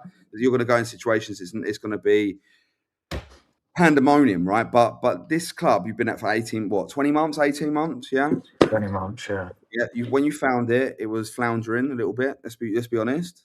Yeah. You re-engaged it. You got it to a point where you made the playoffs last year. Yeah. We know your summer. It's not been the same Jolesy energy. You know that. We all know that. you brought up. Sure, you brought it up on the pod anyway about what the players going. Oh, like Gaff, your energy's not there. How do you feel? This is like deadly serious question. How do you feel about the situation that they had to field kids at the weekend and they might have to on Tuesday? Honestly, So my honest opinion is, I'm a bit torn on it because I feel extremely let down by the club. The players feel extremely let down by the club. I was asked to take the game on Saturday. yeah, On Monday night when I resigned, I was asked would I stay. I couldn't tell. For me, I couldn't look at my players in the face, let them cup tie themselves on Saturday, and then leave on Sunday, for example. Right. yeah, The minute I would have told them I was I off, get they would that. be off. Yeah. And look, to be honest, and I will have to be honest on this, I just couldn't bring myself to do it. Enough was enough. We had a meeting on Monday night, and every one of my staff, well, not everyone, four of my staff members come. We walked out the meeting, and everyone said it's time to go. And unfortunately, like football's football, right? And what people need to remember is, and you say Bill about leaving it in a place better than what you found, right? And Yeah. look, 100%. If I left in the summer, it's in a much better place. But 100%. unless they get it right and someone is prepared to go through the battles that I went through, the battles that Dean Carden went through, I think it's in terms of results, finish, etc., it's the best year in like 8 years. And I look back at it, and there's clear problems there. And luckily enough, I've got my own business and I can put my time into it. Because if I Yeah, didn't, and I didn't have the same energy and time on my hands, then we wouldn't have been as successful because I had to go above and beyond in every aspect. Yeah. Now, last point on that is that when I got the job, obviously Dean left. I think Dean left on the Sunday. They appointed an interim manager on the Tuesday. He was due to meet the squad on the Thursday, and he didn't turn up. yeah, I remember. Yeah, He didn't turn up.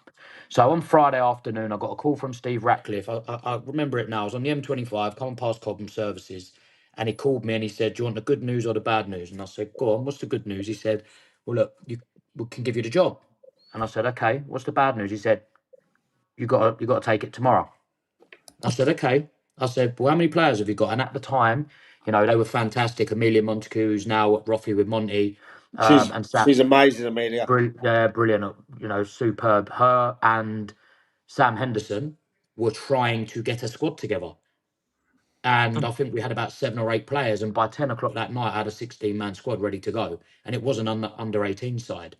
So my point is, if they had acted and rung up Dean Carden, rung up Michael Dev, rung up Billy Wood, for example, and asked for someone to coming in on the interim to support Archie and Truss, who, by the way, had our blessing, and I tried to give Arch as much advice and knowledge before the game, and obviously he come and saw me afterwards. He's a great lad, who's obviously worked closely with us, so he understands what we want to do, and he's a great lad. But ultimately, they had enough time to get someone in. If I could get a squad together on Friday afternoon to play New Haven on the Saturday, which thankfully was called off because I don't know what the side really would have looked like for them together. However, there was players there that had played county football, and it isn't that hard. It really isn't. They didn't. I think they threw Arch like lamb to the slaughter pretty much on Saturday and all the young under 18s. It's a great exposure, but and it's not maybe not my place to say, but leaving there as head of football, if I was head of football still and not first team manager, I would have acted and reacted a lot differently to the situation. How do you think, just quick, from Saturday's result and those youngsters that played, how do you think that makes them feel from going in 1-1 at half time to it then just sort of crumbling in the second half? Well, look, I think they need to be immensely proud of themselves. They're great lads, and I've managed to incorporate maybe 7 of them in my pre-season, maybe 8 to get exposure to the first team. Part of my culture and my one club ethos, they trained with us, so they was around it. And there's some good young players there. I think, unfortunately, it is the gap in the level. It really is, and the athleticism. They were, I think, apart from two of them, they was an under 18 side, right? So I think they'll learn from it. I think that the biggest problem being is 7 of them played in the under 23s on Thursday night, so they would have been tired. Then they've played Saturday. Then they've got FA Youth Cup Monday. Then they play Throw on Tuesday. So my thing is, and again, because of the person I am, I actually contacted the welfare manager at the club and said, look, this something needs to be looked at, because them young lads running through it 4 games in 6 days is a lot. So I do know they are. What I will say is I do know that they are trying to get players in to lighten the load off of them young boys. All right, Liam. Before we appreciate you coming on there, and let it be known, you personally told me that you couldn't comment. I saw you were struggling to comment on there, which is why we jumped you in. Can't believe your Wi-Fi's working. What happened? No, do you know what it was? I didn't have the Wi-Fi on last time. Honestly. Oh, mate. But look, as we say on here, look, I know you're on here now, and I know you're going to be shooting off, Liam, but obviously you have friendships within now, so obviously we are close as mates. And I always like I'm pretty fucking wind Liam up as much as anyone. Do you know what I mean? Because I am, and I'm really direct with you.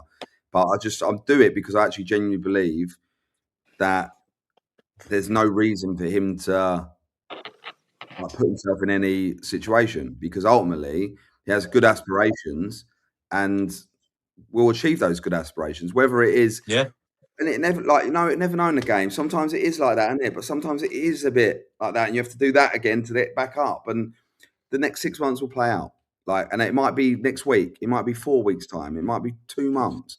But there's no point just jumping into whatever, I don't know, some job comes up in fuck nowhere, and you've you've got to then travel 4 hours to get to and 4 hours back. I think bide your time, because ultimately, like I said before you jumped on, I thought Harrison spoke well, and have him as your kind of your right hand man, your number 2, and the rest of your team. Do you know what I mean? There's people that are unsung that done a lot for you as well, that I know you're really proud of. Just time will come, and also, even if those players go off and play elsewhere, there's always a point when the Avengers assemble. Exactly. Yeah, no, I agree. Just a quick one. Archie's messaging, bless him. Squad will be pretty new Tuesday, by the way. There's a lot of new faces they're trying to get on board at the moment. So shout out Archie for that. Liam, before you go, I'm going to ask the question that probably a few people would like me to answer. Who do you think will replace you? Go on. Who do I think, or who do I think should? No, who do you think? All right, no. Answer it both. Go on, give us what you think. So I'll tell you who I think should be the front runner is Dale Wyatt at Reigate. Dale Wyatt, Coach Yeah, Wyatt. I think that he obviously works with no money. He's built a good squad with no money. Great guy, Coach Wyatt. And look, the table don't lie. The results don't lie. Last year, finishing second. Yeah. I think he would probably relish the challenge to go up a level.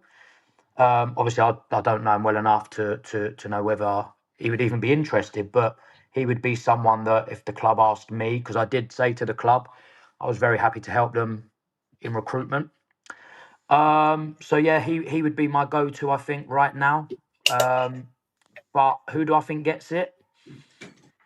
I think it's going to be someone that's been around for a while, and I think it will be someone with influence from inside. I think my bet would be maybe someone like Deffy. I've heard Deffy's got an interview on Wednesday. Yeah, I've heard the same. And I know he's obviously friends with one of the interims, Stephen Trussell, who obviously has been helping out with the 18s this year. So he would be, I don't know how the club will look at it, because I said it before, and it's not in a rude way at all, but the people that will have to make the decision don't understand where non-league's at right now. So, yeah, I don't know. To be honest, it could be absolutely anybody. You know, it really could. But that would be my tip if I had to guess. You're not saying Lee Penn's got a chance then? Well, no, I've heard Billy Wood's in the running. I heard he's applied, Favourite, but mate. I was in next. Kind of two-piece. But yeah, no, I'll be firmly where I am. Michael Deff. There's Michael Deff. Yeah. I'll be firmly sitting at home. Actually, no, Tuesday night I'll be at Eastbourne Town. Saturday I will be at Ashford. Thursday night I'll be at the Pilot Field watching the FA Youth Cup game versus Lingfield. So that's my week, gents. What? Yeah, Okay. I heard a couple of people were actually turned off of the job. Actually, to be fair, after your interview. So, and yeah, look, you know, that's not what what I wanted to do. What I wanted to do was No. just people to understand why, because of it's I'll be honest, I had over 300 messages about it over the over 3 platforms, and the phone, it was red hot. So it's nice to be able to tell the story without telling the story, but at least clearing your name to make it look like, for the people and the haters that want to say you quit and all the rest of it, that's definitely not the case. But I'm a man of morals. I'm a man of loyalty, and I believe if you make an agreement and you shake hands, that's enough for me. And I think look, at the end of the day, and I think what I'll end on is, I think it speaks volume. When I resigned, the chairman's resigned, and another committee member has resigned straight after. So I think that tells the story in itself. And things being said over the tannoy, it did happen. I had a call on Saturday night with a did that person. happen? Did it It did happen? happen. Yeah, it did happen. Yeah, we had I was told it wasn't meant in any bad light, but Bit of look, banter though, isn't it? Calling you out over the tannoy. Oh, well, they yeah. got excited though. It's 1-1, like 1-1. Had a No, I good think it old. was before the game. Oh, was it? Yeah, yeah. They got excited. It's gone. God, Oh I think he's no! got. Oh no, He's back. he No, turned it's his gone internet again. off. You can tell he's a scaffy, can't you? He don't know how to do the technical stuff. But if Right. Jarzi doesn't come back on, then obviously we'll be like, yeah, Jarzi, thank you for coming on, mate, and Thanks, Chelsea. Yeah. yeah, saying your part. The one James definitely West Ham. he's got jiu-jitsu on Wednesday. I see. The one thing I wanted to say to Chelsea quickly, actually, if he's staying on, is just maybe. I love the West Do you think it was just a huge clash of characters? Do you think maybe a different sort of character, a different sort of approach would be better suited to Horsham YM for the committee that are there? Do you know what I mean? It depends. I think we summed it up right. Me and Harrison, we spoke about this, and I think somebody who wants to look at football as a hobby, to get out of the house on a Saturday afternoon, win, lose, draw, doesn't really affect them, and treat it like that. It's actually probably a really good club for that. But for somebody with my ambitions that wants to go through the pyramid, that moves at such a fast pace, yeah, and is full on, I think it's a clash of ambition, a clash of, yeah, I think there are obviously different characteristics, shall we say, personalities. But ultimately, all I ever done was try to push the club forward. And I just think, Yeah, unfortunately, they're not in the right space right now to go forward.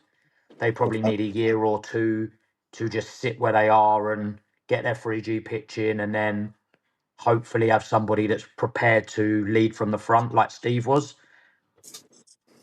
That's a great question, by the way. Did YM lack ambition or not have the resources to stay in it? I think there's a bit of both on it. There's definitely both. So obviously, they're like I said, they've just bought the ground and they're trying to put a 3G pitch But that's down. ambition if you buy in the ground. Yeah, well, it was, if you don't buy the ground, they would have had nowhere to play. Right. So there yeah, we go. but look, I think they, and fair play to them. I think it went on for a few years. When I first come to the club, they were talking about it then. and it dragged out, and they got that over the line. And I think, look, we talk about ambition, like, and forward thinking. They're just not forward thinking. So, it'll have to bite them for them to realise that there's something going on. And yeah, look, I think the times have changed, right? Football's changed, the world's changed. So I think it's just getting with the times a little bit. And, they probably have got the money, but they want to use the money for the pitch, which is totally understandable. Fair enough. Before you go, I've got 3 quick fire questions. Go on. Right, I just want your first answers. Who wins the league? That league.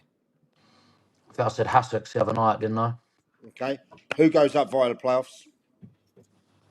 Eastbourne United.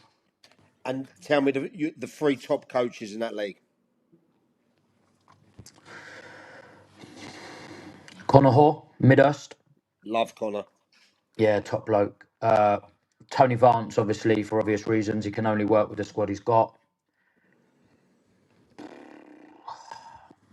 I'll probably go Kev Green. He's been there, done it, got the t-shirt. Fair play. Liam, cheers for jumping on, brother. Thank you, mate. No worries, enjoy. Don't take the job, the right job, or the wrong job, because you want to get straight back in there, Yeah, no, I won't do, mate. Wait till it's there. Right, love to the family, yeah? Cheers, guys. Enjoy. Cheers, mate. Bye-bye. Bye-bye. Fair one. Yeah. Ball's coming out. Fair one. You asked for things. Better than Wednesday. Know my stance. Who do you think goes in there then, Bill? I think someone's really lined up for there, mate. I've said it for weeks. Like, everyone keeps telling me I'm talking bullshit, but I actually think someone is lined up. What, you think it's Michael Deff too?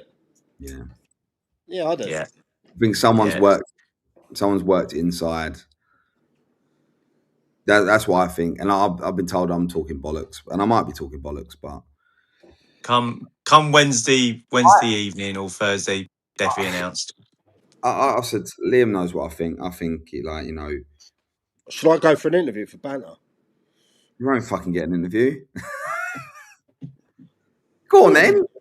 Call him up now on live. Call Alan Maguire up right now live. Give me his fucking number. Give me his number. No, send me his number and I'll ring him now and say, can I have an interview? Man, it's not fair. I am undefeated in the SCFL. I actually think, right, they've done a good job there. Like, him and Harrison have done a good job. We can't deny. No, they've done a great job. Great job there. I actually think it'll be I think some of the committee will be relieved they've gone. It's a good parting for both parties. Yeah, I think. Oh, yeah, you're probably right. Anyway, we spoke enough about that. Yeah. Lee, who's on the list? Who I can't get the list up on mine, boys, because I've only got one thing. So where are we going? I just said, look, through anonymous, I don't actually know this number, but someone has just put Paul Ettridge for the job. Oh, who's that? Our Defy's messaged me. Has he really? He's like, well, I ain't been lined up. Go on. Just to clarify, I don't even like Stephen Trussell. Defy. I'll tell you what, right? The guy's name has come up as the one who's worked him in, by the way. I'll tell you what, one thing about his name, right. I'll do that comment in a second. One thing about Defy, right? Whenever you meet him, you have a beer with him or anything like that. Oh, Paul Etters. Is it Paul Etters? Who's that? Something like one thing you do about Defy, he's class with the banner. Yeah, he is class. I've got a lot of time for him. Albeit, Defy, when we did my Dugout Diary series, you did have your lady next to you who's the PR lady, and she was keeping a leash on you. Right. Hold on. So Defy, and suppose this Paul was with Defy at Shoreham. That's the right, message. okay. But I don't recognise the number. So if you want me to tell it who it came from, you need to send me a message and tell me who you are, because otherwise Right. you've got my number and I'm not happy. If I'm honest, because my number don't go out there. What's the cheesy chips episode, Right. Mike? Yeah, Beth and Amelia from Roffey, two wonderful ladies that have been supported me. Beth was the first ever lady that come on the Dugout Diaries series. They've started a well funny TikTok reviewing the cheesy chips around the ground. I tell you what, it's fucking quality. So go and check out the cheesy chips with Beth and Amelia on TikTok. It is banner. It's well worth a look. Where have they done so far? About 2 places so far, but they're value. They are value. They go into it like scientists. They really do. They're cheesy chips connoisseurs, yeah? Definitely back in Beth, drop the TikTok in on a comment. Yeah, drop it in, Beth. What's it called? Defi's back in the chat. Oh, Defy, come on. Work me in might be something to do with actually being successful in the game too, mate. All the love, low. Take care. Take care. Do you need to get Sean relegated? And then I believe so. Defi, you're a legend, mate. Anytime you want to come on, mate, you come on. I've got a lot of time for that. And yeah, Beth's done the Whisper and Horseshoe so far. There it is. we'll The check that SCFL out. cheesy chips, I believe. Right, we'll have a look at that after. Right, yeah, so no talk about Jimmy not going in then. I thought he was early favourite. Jimmy Farrell. No, that was, what's his name? That was thinking on a wind up. Jack on a wind up, was it? Yeah.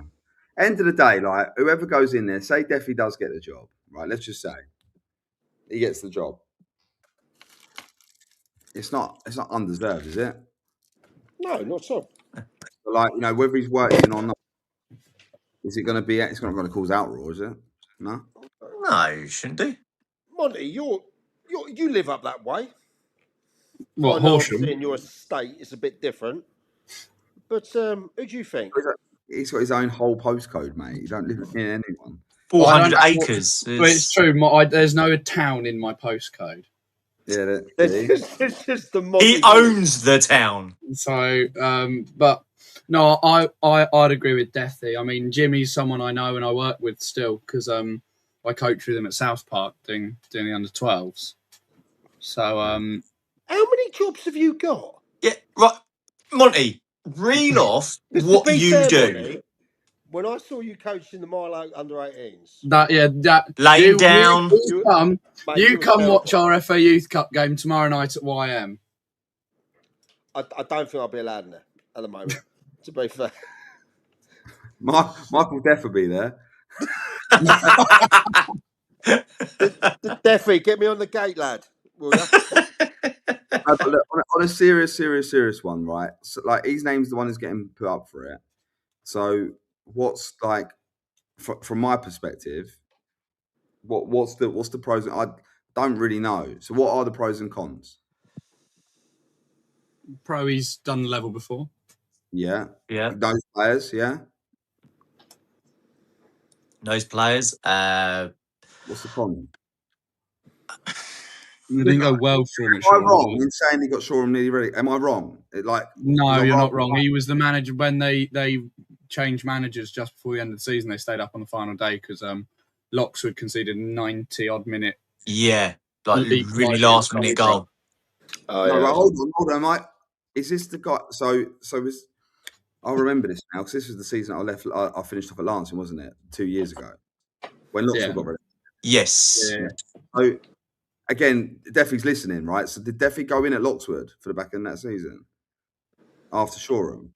Yes, I believe so. Yeah, he did. A couple of games, didn't he? Yeah. Okay. Well, they were in trouble anyway. It's not his fault. They were No, they were really poor. Okay, so but what was before that? No, like does he want to come on? Does he want to do his interview on here? No. That was Archie just giving Monty some shit, saying he's going to go easy on him. All right. Not like last time. Look, I think for me, no, we'll actually have players tomorrow. I hope so, mate. For me, with regards to that situation, and if he gets the job, there's no issue there, right? As long as he, it sets the expectations up and does what he does. Whoever gets the job there, like Dow yourself out. I'm not. Yeah, I'm no. I'm not. I'm not Because a going lot to. of people have said 3 hour. It's a 3 hour drive, mate. Right, round trip. you do that because you're a No, whorefly. no, no. I'll go to games, but I'm not committing my like. Because you. This is what Liam Giles just says. Yeah, you have to kind of. You have to like travel like you have to travel early. Like there'd be so much Yeah. to do. Like right now, I am 7 minutes. Like I'm 7 minutes from my home ground. Right, I could be there like that. If I need to do so, I could be at the ground like that. If I've got to kick a fox off the pitch because it's dug a hole, or I can be there. Right, it's great. It would have like there's no secret that like with regards to management that I do have aspirations at some point. No rush at some point, but I'm not like not for 3.5 hours. Like 3 hours with no traffic. You Yeah, know, that's fucking you boring. Yeah. know, it could be 4 hours like round trip, and then it's the away trips. Then it's getting the kit. It's like I've got to get staff locally to do stuff. Like it's not my area. Like it's not my area. So like I'm not I'm going not to do. ruling Yes. myself out. I'm not ruling myself out yet. I'm going back. I am. I will be in Horsham tomorrow to go to the next shop to get a refund on my suit. All right. I'm not going to get an interview. I haven't applied, but I'm not ruling myself out. I'm waiting for the big call. So I can get out of I this wouldn't go to podcast. the next game. shop in Horsham at the moment, mate. It's fucking closed. Oh, is it?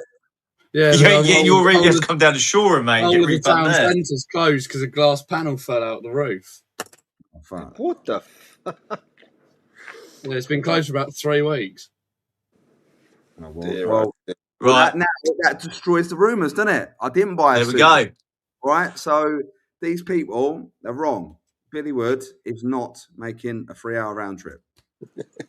Who was next on the list, boys, after this? I think it's Peacehaven, wasn't it? Yeah, I want to talk Great about win. Peacehaven. Oh, my. What a fucking start they've had to step for. I'll be honest, right?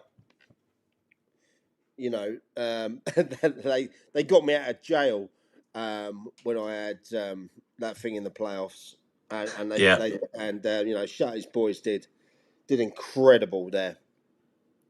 But Whitstable, a team who, you know, they're gonna be up there without a doubt. In what they've done in the Vars and that they've done 4-0. No, Whitstable won't be. There's You so don't many think you they? don't know about Whitstable. You No, don't you like. don't. So Whitstable's management team, Jamie Call and them lot have gone to Margate and they've taken all the players there. Oh right. Oh, Okay. Namara is captain of Margate now. He won the league with us. So they've all left and they've all gone to Whitstable. Gone to Margate from Whitstable. But let's take nothing away from what Peacehaven did there. No. To win, you've got to 4-0. win. Got to win. Dugout boy, Connor Ty, he got a couple in there. You got to lay the money down with the right people, haven't you? You know what I mean? In there, but how do you reckon they do this year? Well, Peacehaven, I Yeah, think we're all right. I think Do you not staying up. think? Well, I think just stay up. Yeah. If they stay up, they've won the league in my mind. that's success, isn't it? That is Yeah. success and progression. It keeps them up. They've won the league. And that might sound like I'm being like condescending, but it's not like one, it's not the greatest of leagues anymore. I've got to be completely honest with you. But secondly, it's it's just got to make first year, Dan. Like first year at that level, you stay up, and then you move.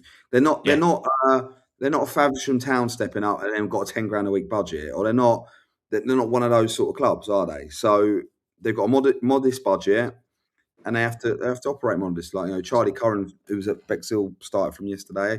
I think I bigged up Charlie on here before. Actually, he's an ex-Hastings Academy lad, and got a lot of time for him. He's a great player, and I want Peacehaven to do well. Yeah, so do I. So do Yeah. I actually want all the Sussex clubs to do well. All the Sussex clubs in Ishman League to do well. So just before I go. Announce Jimmy now. Just before I go, and I'll leave you boys with something to talk about. Free Bridges not having the best start to life in a new league, a higher level. What do you think has gone on, or what isn't hitting the spot at the moment? Not a lot. I've watched them play, and I watched them play against Eastbourne Borough, and they were well worthy of a point, maybe all 3 points. They were 3-0 down at the time, and that second half was one of the best team performances I've seen aside. And they had them rocked. They had them absolutely rocked, and were unlucky. They've had a really hard start, right? So Freebridges played Dartford away, Dartford at home. Dartford probably one of the favourites to win that league. Yeah, Eastbourne Borough away and Chatham away. That's like 3 hard teams. well, welcome to step 3. Do you know what I mean? Yeah. That's a real baptism of fire. And they've got Averley next, and Averley are no mugs either. So they've got our team. They're a bit like they're a good side. They're well drilled. Like they know that like Krells is a great manager, by the way. Oh, superb manager. Aura, the lot. He's worthy of that. He's destined for league football, I think, eventually. Yeah, I think so. I think eventually, right? Or he'd be a really good National League manager. Like, which is amazing as well. But his squad is a little bit light. Noel Layton's been injured. Like Reece Hallard didn't play against. Sam Roberts, their goalie's been injured. Yeah. Sam came back in the sticks for the. He had to come off the bench, because the keeper in front of it, the keeper that was replaced him whilst he's injured, got injured at Eastbourne Borough. Like Reece, like Noel Layton was on the bench, like came off the bench Saturday, but they've got neither of the the Hallard brothers are playing at the moment either. Why are they not playing, by the way? Injured, must be injured. Josh was on the bench against Borough, but didn't play. Obviously, Noel's been injured. Noel got injured in that Charity Shield game, whatever it's called. And Reece Hallard came off after, I don't know when he came off. Josh Hallard came off after 24 minutes first game of the season, and then Reece Hallard came off. I think he came off. He definitely came off. He came off after 73 minutes. Maybe that was just a tactical one, but that's that for me. I think it's just a case of like they'll be all right. They've got enough about them. Like league table don't look great right now, but I think they'll have enough. I hope they will anyway. I absolutely echo what you say there. They will be fine without a doubt. You know, they progressed on. They've got a young side as well. They have got a young side there, and they will be more than all right. I'm really certain for that. Same with Burgess Hill, and even Whitehawk as well. And I think Eastbourne Borough might get promoted this year. I think they'll be up in the. I've actually bet on them, Eastbourne Borough, because you can go and bet on them down Ladbrokes, can't you? They did all right for me the other day as well. He's got the best black book, best Barnet, lovely pair of trainers that he weren't allowed to wear on a picture of Averley, but he's all right, old King. He is. Same as Bourbejeef. I think they'll be absolutely fine as well. You know, I think they got unlucky yesterday, didn't they? Was it in their trophy 2-1? They lost the trophy yesterday. 2-1 South Park, yeah. Coming down, I possibly am, Ellie. Yeah, possibly, quite possibly. What does everyone think about Stenning? It's really hard for me to comment about step 4 because obviously we're in it. But what does everyone think about Stenning? Well, I'm off, so I'll let you lot talk about it. Well, say that, mate. For me, I think Brannan's. You know, he's going to be a great coach. You know, what's progression this year? Survival? It has to be, doesn't it? Yeah, but even I know it sounds really bad, but do you even say they go down? Yeah, I don't think they go down. I know, but say they do. I think as long as the signs are there for Brannan and it's progressed like that, they're battling. They're not dying every week. They're not just getting rolled over. You kind of stick with him, don't you? And try and grow with him a little bit. Do you know what I mean? Hmm. I don't know. Maybe I'm being naive. 1 minute we're saying sack managers who don't win games of football. Next minute I'm saying if a manager gets relegated, he should keep his job. But you know what I mean? Like, I think there's a unique scenario there of a young manager stepping from playing to the dugout, and it can go either way with that. It's hard, right? It really is hard. I don't think they're a club that will make a rash decision. Do you? They don't sack managers, do they? No. I think they show their faith, and and they do that, and it's good to see clubs like that. I think Stenning is a really, really well run club. I really do. I think on and off the pitch they put a lot of money into it Yeah. for the infrastructure. They're always doing bits to the ground, similar to Burgess Hill in that way. But you've got a good squeegee game. Is there anything you use? I'm going to put this comment up because Burgess LaRouge became famous off that TikTok. Do you remember him when Lee left? You remember we said he was out of order? Remember Burgess LaRouge? Look at that comment. You've got a good squeegee game. Is there any reason to use a cloth afterwards to prevent watermarks on the shell? What? He needs, and he's only getting airtime there because he was part of that reel that went viral there. So, but yeah, you're a strange one, LaRouge. You are. Let's talk about East Preston losing 5-0 yesterday. 8 goals in the last 3 been scored. East Preston got the radar for me a little bit because I don't really see much about them. You know what? I had a really good chat with not so long with Kev Rayner the other day when they played Arundel, which was a decent enough game in there. Maybe not so good quality wise, but second half was definitely better. Shout out to my man Stormy, Matt Storm, that scored. He's got about 3 already this season after dropping down from Littlehampton. But that's a strange one because if you're looking at form, like you're looking at form of a horse, yeah, who they run against, who they play against, and that. I'll say something. Go on. Oh, Arundel in the Vars. Yes. Yeah, they've got a buy through because of how well they did last year. Oh, okay, brilliant. Okay. Same with Crawley down Gatwick, and East Grinstead came down, so they get buys through. Okay. I'm glad you knew that, Molly, because I didn't have a fucking clue about that. Well, I should do. I play in it. Oh yeah, I suppose. Yeah, I'm past those days, mate. To be fair, and in there, but I like Brandon. Brandon's a good guy.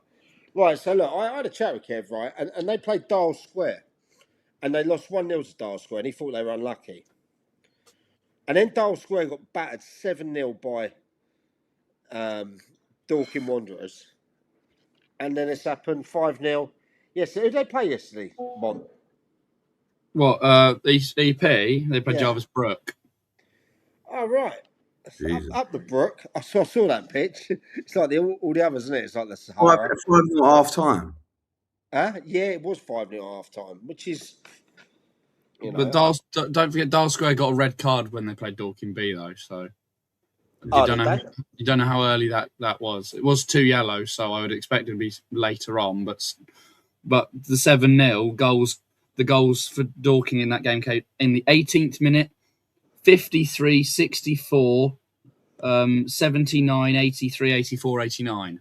So it seems like they had a red card, and they were 2-0 until the 63rd minute. Seems like they gave up after that. Seems like they got a red card and just. So questions with it, right?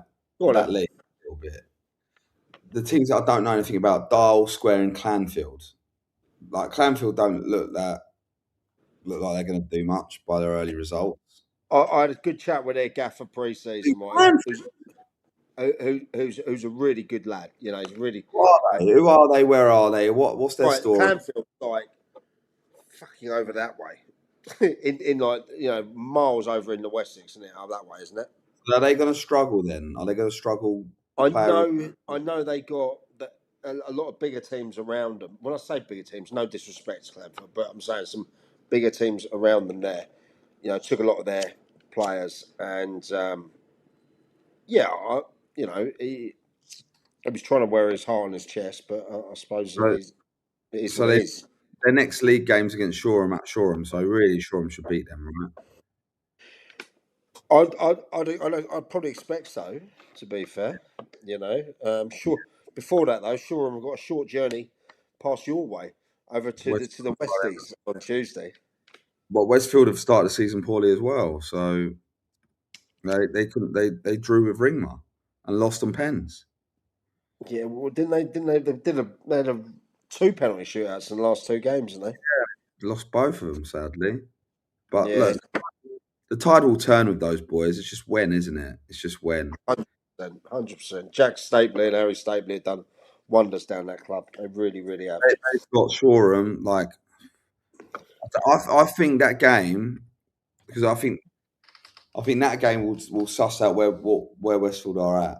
So if Westfield struggle in that game, then I think they've got to look at it and go, right, we need players, right?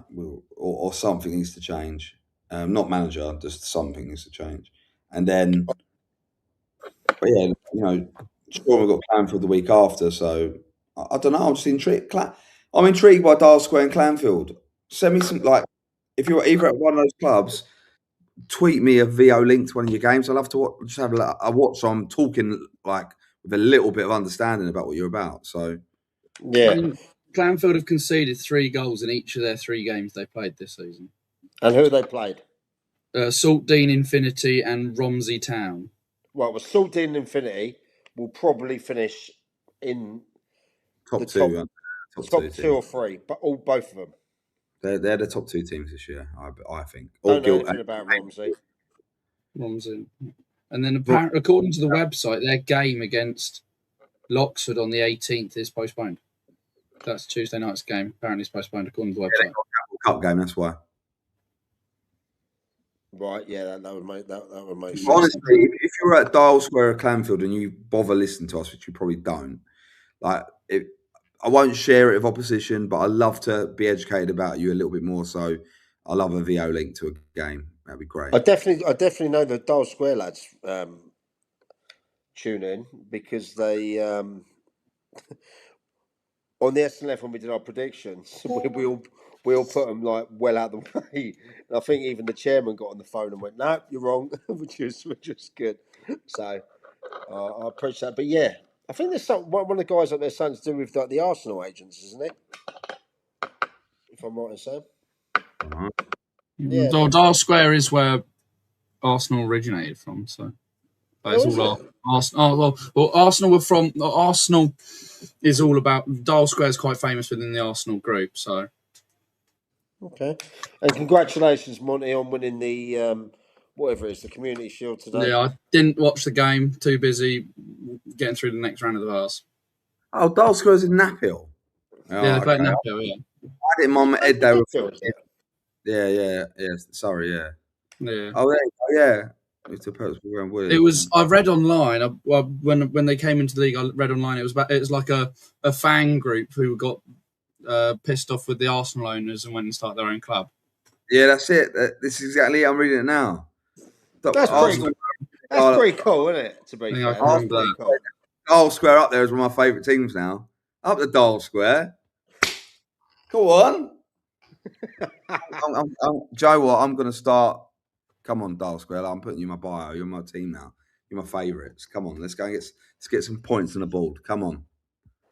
Right. So yeah, Arsenal originally called Dial Square. That's the thing before becoming Arsenal.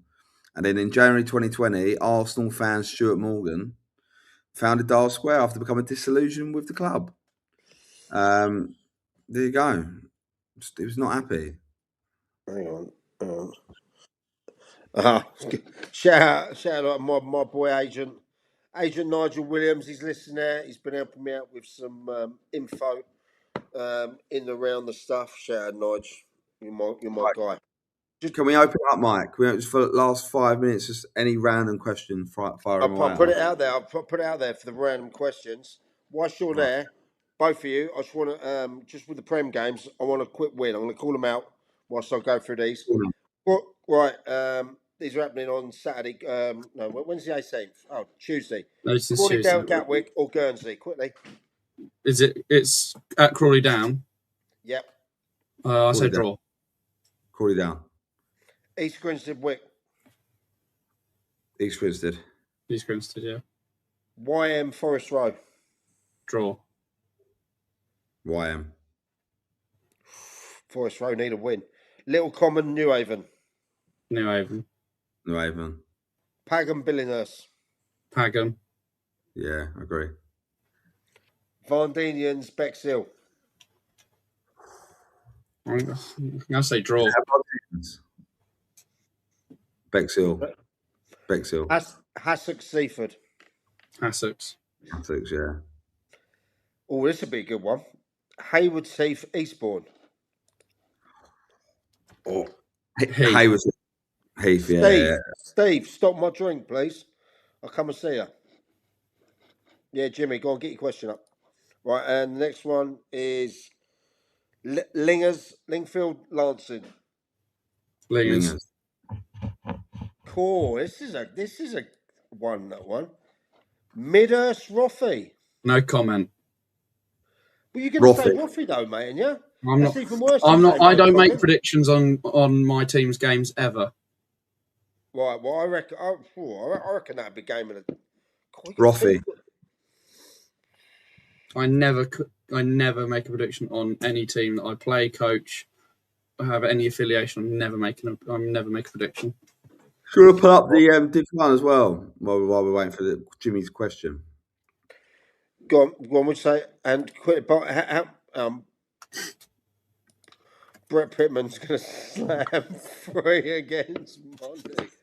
I tell you what, he could, mate. When I saw that geezer in action, Pittman in action, he is the most professional bloke that you will see. He's ice cold. He's like a bit Jeffrey Dahmer, mate. You know, he knows exactly what he's going to do before the game and after. So, yeah. Come on in, Jim. What's your question, mate? You just put in question there. Mr. Dugout founder, how much does Dugout 90 drink cost? 14 quid for 23 cans of 330 ml. Right, you got the Div 1 results fixtures up? Yeah, Div 1 ounce coming up there. Here we can go. Right. Mile Oak, Elsham. Mile Oak. Oh, this would be a good one. Reigate Priory, Infinity. Draw. Infinity. Westies v Shoreham. 2 very out of form teams. I'm going to say draw. Either a draw or Westfield win, I think. Walcountians versus Oakwood. Walcountians. Walcountians, yeah, I think. I think Walcountians are a good side, mate. I do. Yeah, I agree. Arundel, Dial Square. My team, Dial Square. Nah, I think Arundel win that, but... I'll go Dial Square. Arsenal. I'm going Arundel. Up the Arundel. Up the Castle. Clanfield, Loxwood. Fuck That's me. not going up. That's not being played. Oh, yeah. No, you're right. Postponed. Yeah, sorry. Dorking Wanderers B versus Guildford City. Guildford City. Yeah. Really? Okay. Yeah. Ringmut, East Preston. Draw. East Preston. And Selsey, Jarvis Brook. Selsey. Okay. Jarvis Brook. Right. If there's no more questions coming in, because Jimmy decided the right question. Look, this is Jimmy's question. Question. It's a great question, that one. Excellent. Another 2,500 of you watching tonight. Are we expecting then, Wednesday, Horsham Wyham to announce Michael Deff as manager? If they haven't announced Lee Penn by then, yeah. Do you know what? Could you imagine the banner? If you've been having interviews, Bill, and you've been keeping it from us all in the group. Then I'll pop up with a shirt. Yeah. If On that. a serious note, I really am enjoying what I am. Really, really enjoying it. There's maybe 1 or 2 clubs that I would potentially talk to. Only 1 or 2. That's it. I know. And I know those ones. Yeah, I understand that. Right. want to thank everyone again for the support. Another 2,500 of you on there tonight. Just We very, are very consistent. nice. We're consistent every week. We're consistent. We know that. Like, It is. it's not about doing one massive rating. Like we're not. That's not us. That's not how it came. We're No, it consistent. ain't, because there's only 2 podcasts or 2 shows that are doing anything like this for Sussex football. And guess what? They're both We're on the both- same brand. yeah. Like, hey, by the way, I want to massively kind of big up that 4,000 on. Obviously, it was the big news story of the week, right? And you were. And I say you, like you're both, but like SLAF were days from that announcement. We were Sunday, so that paid off that you guys were there. But every time, like you guys watch us or watch the SNLF, like it helps us all. Like we're one big family. Yeah. We're not trying to beat them. Like they're not trying to beat us. We have a little bit of banter in between, but all we want to do is we want to factually grow. Like just be around for Sussex football. Go on, what you got saying? I got a message from Jimmy here. Go on. He's saying there was a question attached to his comment. There wasn't. Budget It just said chatbot. question. What? He's calling your chatbot budget, mate. Not picking up his question. Oh, no. Budget? So what is the We're question? talking about budgets. Budgets at Rothie. Should we talk about budgets, should we? I ain't fucking seen our budget, so nothing comes into my bank account. So, Jimmy, my bot. I've offered. This is fact. I've already been offered about my AI bot that I've been working on for well over 8 months, and I've been offered for. Thank you, Will. Thanks, I've mate. been offered good money for it, mate. Good money for the technology behind it, which you lot haven't really seen. Put it this way, right? How many people can put together in 2 hours a 63-page newsletter without having to touch the PC? And I'm sitting there at breakfast going, approve, deny, approve, deny, approve, deny. Yeah. It is what it is. It is what it is. But look, as Bill said, look, thank everyone, you know what I mean? Look, we don't do this for money. Because No. I tell you what, it costs a shitload for this. This what you're watching tonight, okay? That's 85 quid, right? Just to put this out. And that's without any of the time or anything like that. And look, how many sponsors do you see? 0. I don't have sponsors, right? Because if we have sponsors, you have to be, how would you say? Well, we've had it, and we've had people say, "Oh, we want to do this here," and then we say, "Oh, well, yeah, of course, that's a poor result," and they go, fucking, I'm not going to help you now. It's like, Look, well, how can you be like non-biased? Like, I don't think we don't batter anyone on here. Like, we try and give it as much as like a bit of a perspective. Now, if you're losing every week, you're going to get called out. You're going to get talked about. If you're winning every week, you're going to be praised. If you tick along mid-table, like you've got a relegation budget, you're going to get praised. If you've got a promotion budget and you're sitting mid-table, you're not going to get praised. It's just what it is. Yeah, Bill, you're absolutely right. I I mean, just realised something we didn't mention tonight was the Sussex Senior Cup draw that was done yesterday. Oh, go on, pop it out then. Pop it out then. Too early for me to think about, mate. Too early. I'll see you in the next round. Go on, because I noticed Worthing United got Rothie, didn't they? They did. I know City was well happy with that one. Mile Oak Hailsham, Lancing Oakwood, Westfield Newhaven, Midhurst v Pagham, East Grinstead Town versus Peacehaven and Telscombe, Saltdean United versus Horsham YM, Eastbourne United versus Varndinians, Shoreham versus Jarvis Brook, Arundel East Preston, Crawley Down Gatwick against Haywards Heath, Wick versus Seaford, Infinity host Stenning, Little Common host Forest Row, Worthing United at home to Rothie, Selsey host Ringmer, Loxwood host Billingshurst, and Bexhill host Hassocks. Fixtures are to be played on or before Wednesday, the 9th of September. So that is the week before the second round of the Vars. That is my 25th anniversary. That is. And then the big dogs come in the round after. But I think you made a good point, Bill. There is banter between both brands, yeah. But at the same time, there's 5 on this one, 4 on that. I've had over 20 contributors to the news thing. You know, we do other things with other clubs and that. It's just like a whole community. No one makes any fucking money out of it. You know, everyone puts in the money, and if they knew the money we put in pre-season, Bill, no one would ever batter an eyelid. So you've got to look at little things as well. Like one night I might pop up on a Wednesday.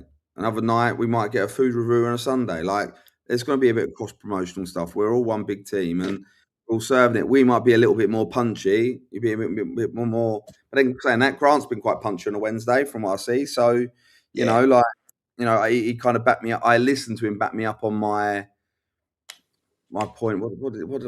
Fuck, I forgot the point now. But he backed me up on the point about you know, Madness is doing about being set managers setting teams up. Like if you suspend, but like I don't know. I just think it's look, we're doing. If people are listening, we're doing this because we just genuinely want to. I don't know. Like we're here, aren't we? We're having a laugh. Well, we give a shit, don't we? Do you know what I mean? Yeah, About and we always leave the platform. Anyone can come on it.